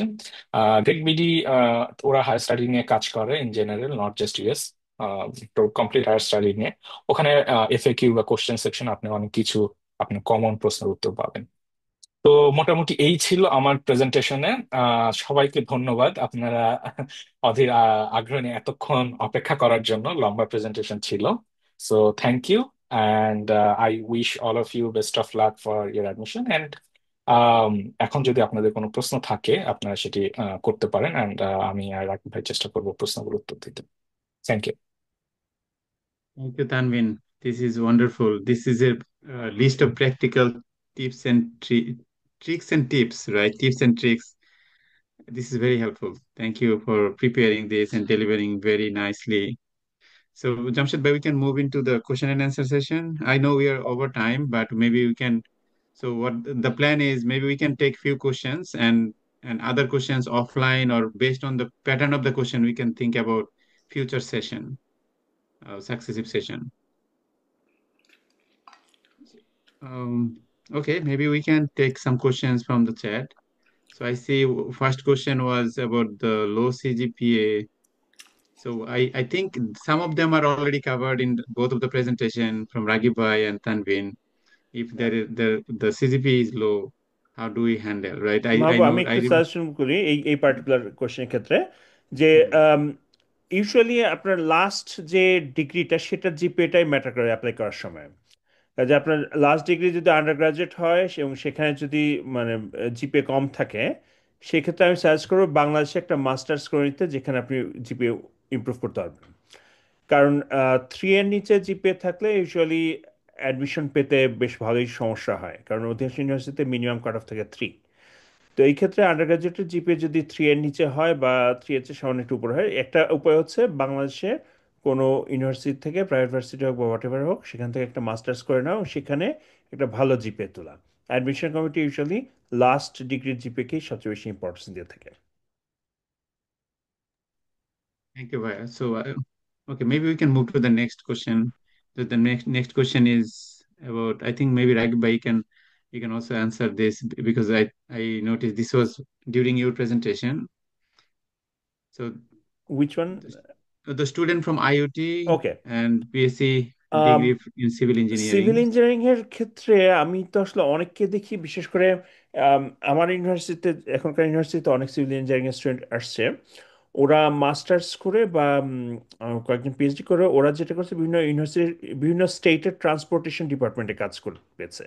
ইনফ্যাক্ট আমার এখান থেকে খুব রিসেন্টলি 3 জন গেছে হচ্ছে ক্যালিফোর্নিয়ার ডিপার্টমেন্ট অফ ট্রান্সপোর্টেশন, ক্যালট্রান্স, যেটা মাহবুব বা জামশেদ ভাই আপনারা তো জানেন যে এটা ক্যালিফোর্নিয়ার largest employer of all transportation related things. এবং আমি বিভিন্ন জনকেই দেখছি যে তারা সিভিলে এখানে মাস্টার্স করে they got this kind of jobs. কাজেই সিভিল ইঞ্জিনিয়ারিং জব লিমিটেড তা না, স্পেসিফিক ইন্ডাস্ট্রিতে অবশ্যই জব আছে। আর আরেকটা ব্যাপার হচ্ছে যে আনলাইক সে মেনি আদার জবস, এই জবগুলো আসলে এআই প্রুফ কিছুটা, কারণ সিভিল ইঞ্জিনিয়ারিং তো বিল্ডিং এর ব্যাপার, সেখানে তো আর এআই দিয়ে সব কিছু হচ্ছে না, কাজে অবশ্যই সিভিল ইঞ্জিনিয়ারিং এর অপশন আছে। আর সেকেন্ড কথাটা হচ্ছে যে রেকগনিশন লেটার নিয়ে, হ্যাঁ এই কথাটা সত্যি যে বাংলাদেশে প্রস্তুত হচ্ছে রেকগনিশন লেটার বের করা অত্যন্ত অত্যন্ত টাফ ব্যাপার। তো তাদেরকে এখন বাস্তবতা যেটা তানবিন বললো, যে বাস্তবতা হচ্ছে যে ক্ষেত্রে হয়তো নিজেকে লিখতে হবে, কিন্তু আরেকটা কথা তার মধ্যে, সেটা আমি অবশ্যই আমিও এগ্রি করব, সেটা হচ্ছে চ্যাট জিপিটির লেখা কিন্তু বোঝা যায়।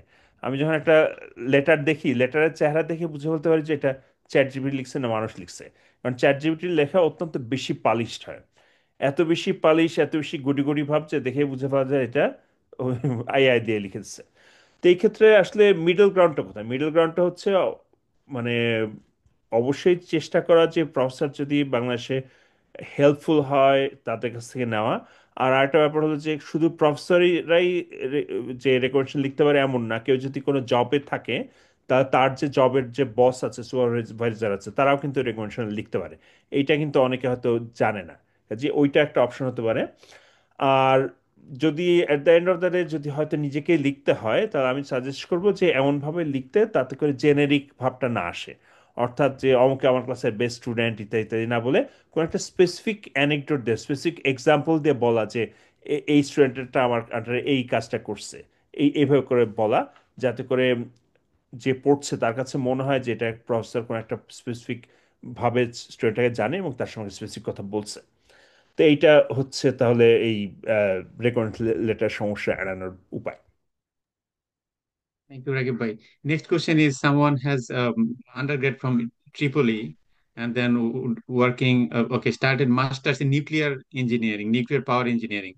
So if they change the subject or major, is it a problem for admission?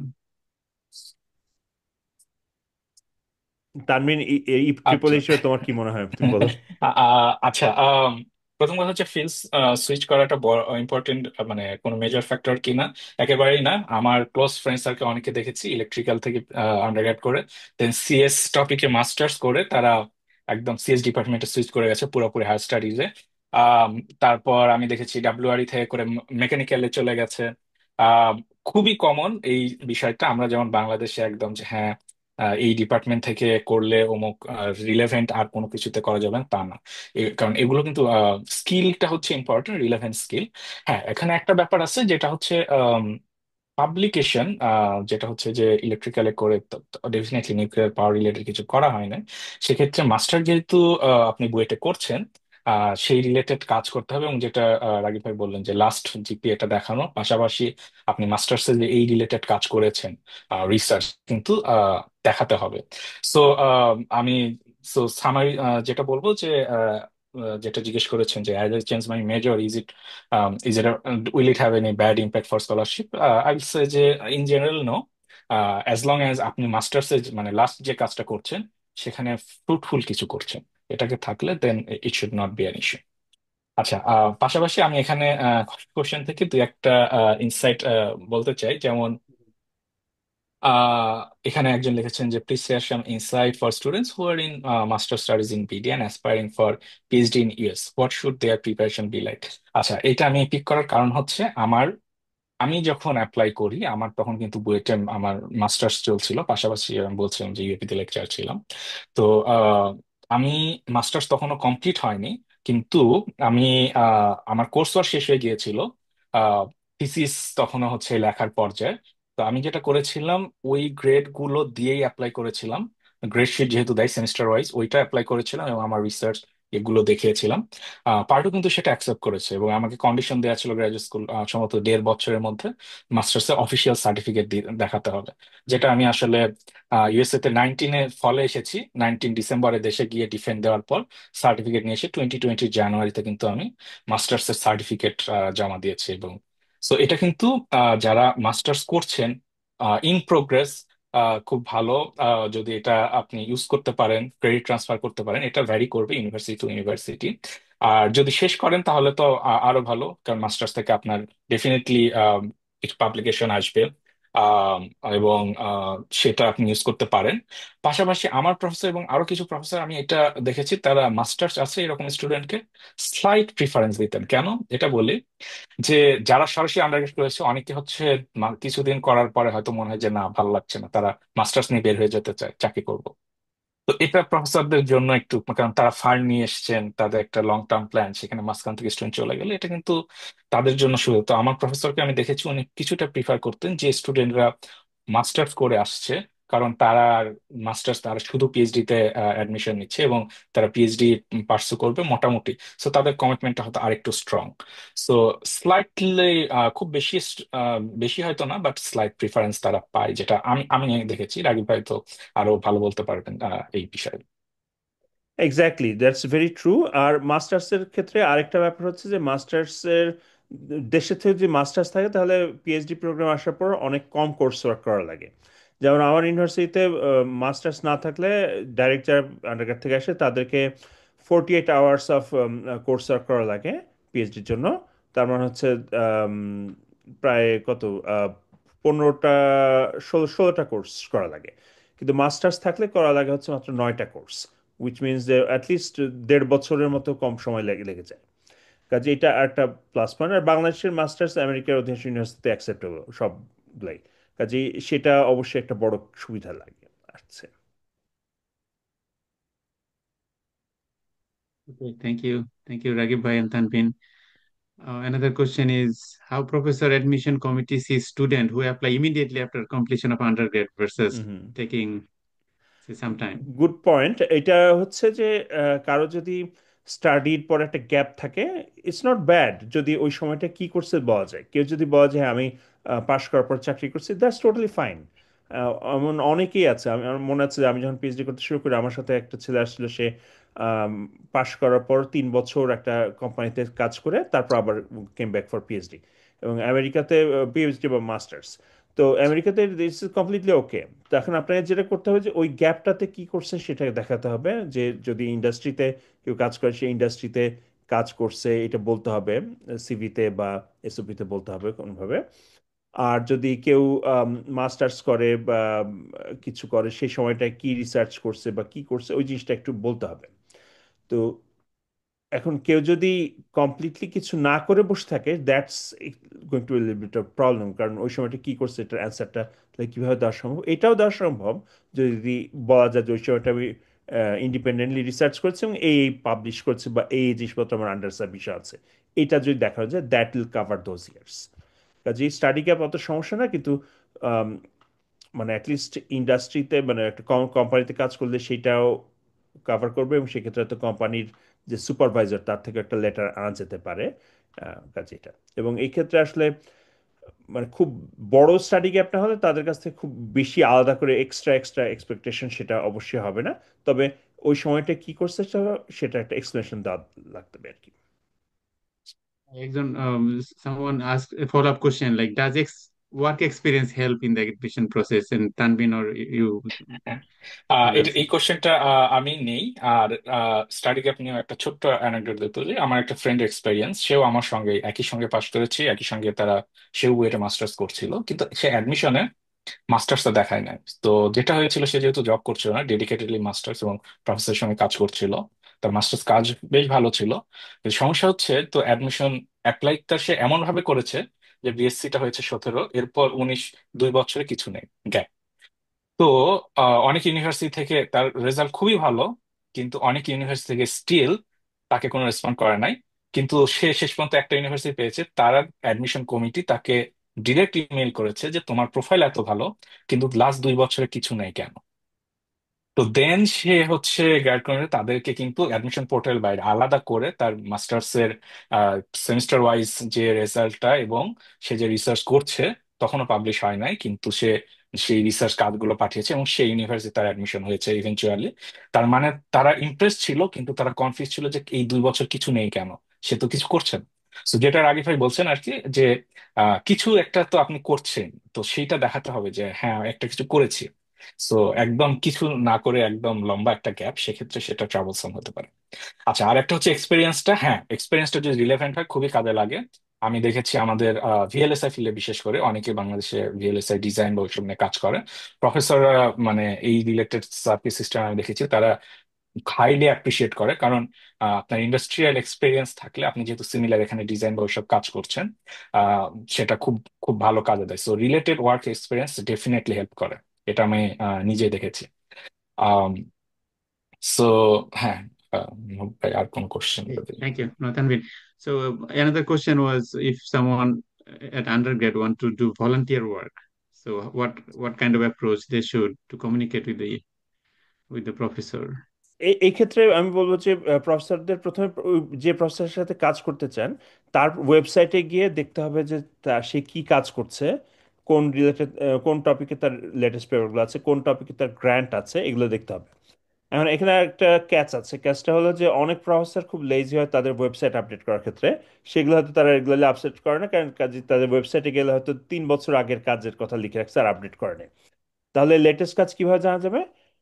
Professor তার ওয়েবসাইটে লেজি হলো, গুগল স্কলার কিন্তু লেজি না, তার লেটেস্ট পাবলিকেশনগুলো সব গুগল স্কলারে এসে যাচ্ছে। কাজী প্রফেসরের গুগল স্কলারে গিয়ে তার লেটেস্ট পাবলিকেশনগুলো দেখতে হবে এবং সেই টপিকের উপর আম, তার কি কোন টপিকের উপর কাজ করছে এটা দেখতে হবে, তার স্টুডেন্টরা কোন টপিকের উপর কাজ করছে এগুলো দেখতে হবে। এগুলো দেখার পর একটা আইডিয়া পাওয়া যাবে যে সেই প্রফেসর আসলে কোন রিলেটেড জিনিস কাজ করছে, এবং সেইটার ভিত্তিতে আসলে ওই ইমেলটা ক্রাফট করতে, ইমেল লিখতে হবে, যে ইমেলটাতে ওইভাবে করে লিখতে হবে যে আমার মানে আপনি এইসব বিষয়ে কাজ করেন, আমি আপনার পেপারগুলো পড়েছি এবং পড়ার পর আমার মনে হচ্ছে যে আমি এই বিষয়ে আপনাকে হেল্প করতে পারি, আমার অমুক তমুক স্কিল আছে এবং আমি এই ধরনের বিভিন্ন ধরনের কাজ করতে আগ্রহী। কাজে আপনি যদি সুযোগ দেন তাহলে আমি করতে পারবো, এবং আমি ক্লিয়ার করতে চাই যে আমি এটা কমপ্লিটলি ভলান্টারি বেসিসে করতে যাচ্ছি to gain more experience and help you out. তো এইভাবে করে যদি বলা হয় এবং শুরুতেই ফান্ডিংয়ের কথা না বলে যদি ভলান্টারি বেসিসে কাজ করছে এটা বলা হয়, দ্যাট ইমপ্রেসেস দ্য প্রফেসর। আর কেউ একটা প্রফেসরের ওয়েবসাইট এবং রিসার্চ সম্পর্কে পড়ে সেই সংক্রান্ত কিছু বলছে, দ্যাট ম্যাটার্স লট। কাজে ইমেলটা আসলে ওইভাবে করে লিখতে হবে। Thank you, Bharat. This is very helpful. Another question was whether the spring has less funding compared to fall. Is it true? That's true, স্প্রিংয়ে আসলে ফান্ডিং কম থাকে, একেবারে থাকে না তা না, কিন্তু অধিকাংশ ক্ষেত্রেই ফান্ডিং অপরচুনিটিগুলো মেইনলি ফল ওরিয়েন্টেড হয়। Okay, sounds good. Another question is it possible to get a PhD funding with 3-4 years of study gap? I think we already হ্যাঁ, we covered and cover that. Tanvin already আবার covered দিচ্ছি। this, right? Okay, আচ্ছা। and another, Tanvin, you want to add ah anything? না, আমি আসলে পরের কোশ্চেনটা দেখছিলাম, আমরা তো ওটা কাভার Yeah. করেছি যে Yes, yes. ইমেইলের সময় সিভি এসওপি দুটাই পাঠাতে হবে কিনা। না, আসলে মূলত আমরা সিভিটাই হচ্ছে পাঠাই। আমি হুম। ওখানে একটা শর্ট পয়েন্ট লেখা ছিল যে ইমেইলটা, একটা রুল অফ থাম হচ্ছে ইমেইলটা 30 সেকেন্ডে পড়া যায় কিনা। মানে ইমেইলটা একটা বিশাল ইমেইল লিখলাম, সিভি অনেক কিছু অ্যাড করে দিলাম, না, এটা তো পুরো অ্যাপ্লিকেশন প্যাকেজ। এটা হচ্ছে ফার্স্ট ইমপ্রেশন। আমি আমার প্রফেসর বা অন্যদেরও দেখেছি যে আপনার হচ্ছে 30 সেকেন্ডের পর যে এরকম শর্ট একটা কুইক গ্ল্যান্স, যেটা দেখে প্রফেসর ইন্টারেস্টেড হবেন আপনার সিভিতে ক্লিক করতে।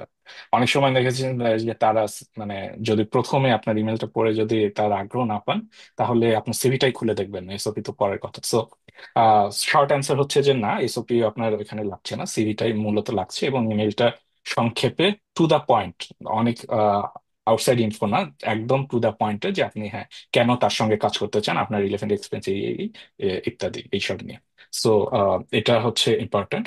আর হচ্ছে আরেকটা জিনিস, স্টাডি গ্যাপ নিয়ে যেটা জাস্ট রিটারেট, আপনি ওই সময় কি করেছেন সেটা আর কি দেখাতে হবে, এটা হচ্ছে important. Okay. One question, follow-up thing is, I think this is the last question. If there is a study gap between HSC and bachelor's, does it matter at all? Because ultimately, they will evaluate the latest one, which is the bachelor's, right? And HSC, Ragib no Bhai, one sir. Will look at no one will look at HSC. HSC কবে pass করছে একদমই একদমই matter না, in fact সিভিতে সেটা লেখারও কোনো দরকার নাই। এবং মানে এইচএসসি সার্টিফিকেট, এইচএসসি জিপিএ একদমই কেউ কেয়ার করে না। Only thing matters is under graduate GPA এবং পরবর্তীতে মাস্টার্স থেকে মাস্টার্সের জিপিএ। কোনো অ্যাডমিশন কমিটি কখনোই এইচএসসি লেভেলে পড়তে যাবে না। Sounds good. That was the last question. Thank you, Ragib Bhai and Tanvin. This is awesome. Back to you, Jamshed Bhai and Tarek, if you want to say something for closing. And thank you all for joining. This is great. Jamshed Bhai and Tarek, if you guys want to say something. Go thank ahead. You Mahbub ভাই, thanks everyone for joining. আমি জানি যে এখন বাংলাদেশে অনেক রাত হয়ে গেছে, তারপরেও আমি দেখতে পাচ্ছি যে অলমোস্ট 50 জনের উপরে পার্টিসিপেন্ট এখনো আছে, হুইচ ইজ গ্রেট। ইনিশিয়ালি প্রায় 80 জনের উপরে ছিল। সো আই থিঙ্ক যারা যারা জয়েন করেছে আজকে সবাই ভালো কিছু ইনফরমেশন পেয়েছে, যাদের তাদের ওদের জন্য হেল্প হবে। Thank you so much Ragib ভাই এবং তানবিন, আপনাদের টাইম দেওয়ার জন্য। ইট ওয়াজ অসাম প্রেজেন্টেশনস। মাহবুব ভাইয়ের মতো আমি বলতে চাই যে আমি আমি যখন অ্যাপ্লাই করছিলাম, আমি যদি এরকম কোন একটা সেমিনারে জয়েন করতে পারতাম ওই সময়, আমার অ্যাটলিস্ট আমার খুব উপকার হতো। আমি আমি 100% শিওর। তো আজকে যারা জয়েন করেছে, আশা করি তাদের আজকের সেশনটা তাদের জন্য খুব কাজে লাগবে। আর আবিয়ার পক্ষ থেকে এটা আমাদের প্রথম সেশনস। আমরা এরকম সিরিজ আরো করতে চাই ভবিষ্যতে, based on interest. Maybe will go deeper in some of the topics like SOP writing or funding, those kind of things. So keep an eye on our Facebook page. So we'll post when is the next seminar is coming. Um, so we'll see you again, guys. Thank you so much for joining. Oh, bhai, you're mute. Thank you, Tarek. This is great. Jamshid bhai, any last Yeah, no, comment, anything? thank you to everyone, especially Dr. Rajiv Hasan and Faisal Bari's, great presentation. And to the students, Apnara, please apply to USA, come to USA. We need more Bangladeshi American engineers here. We want you here. And when you're here, you will grow with us. We can do this. Please try your best. And you can do this too. It's not that hard. Please try. We will see you here, inshallah. Thank you. That's. Thank you so much, Thank you. everyone. Thank All you, right. everyone. Bye. Have a Thank good you, night. Babu. Bye, everyone. Thank you. Bye. Bye.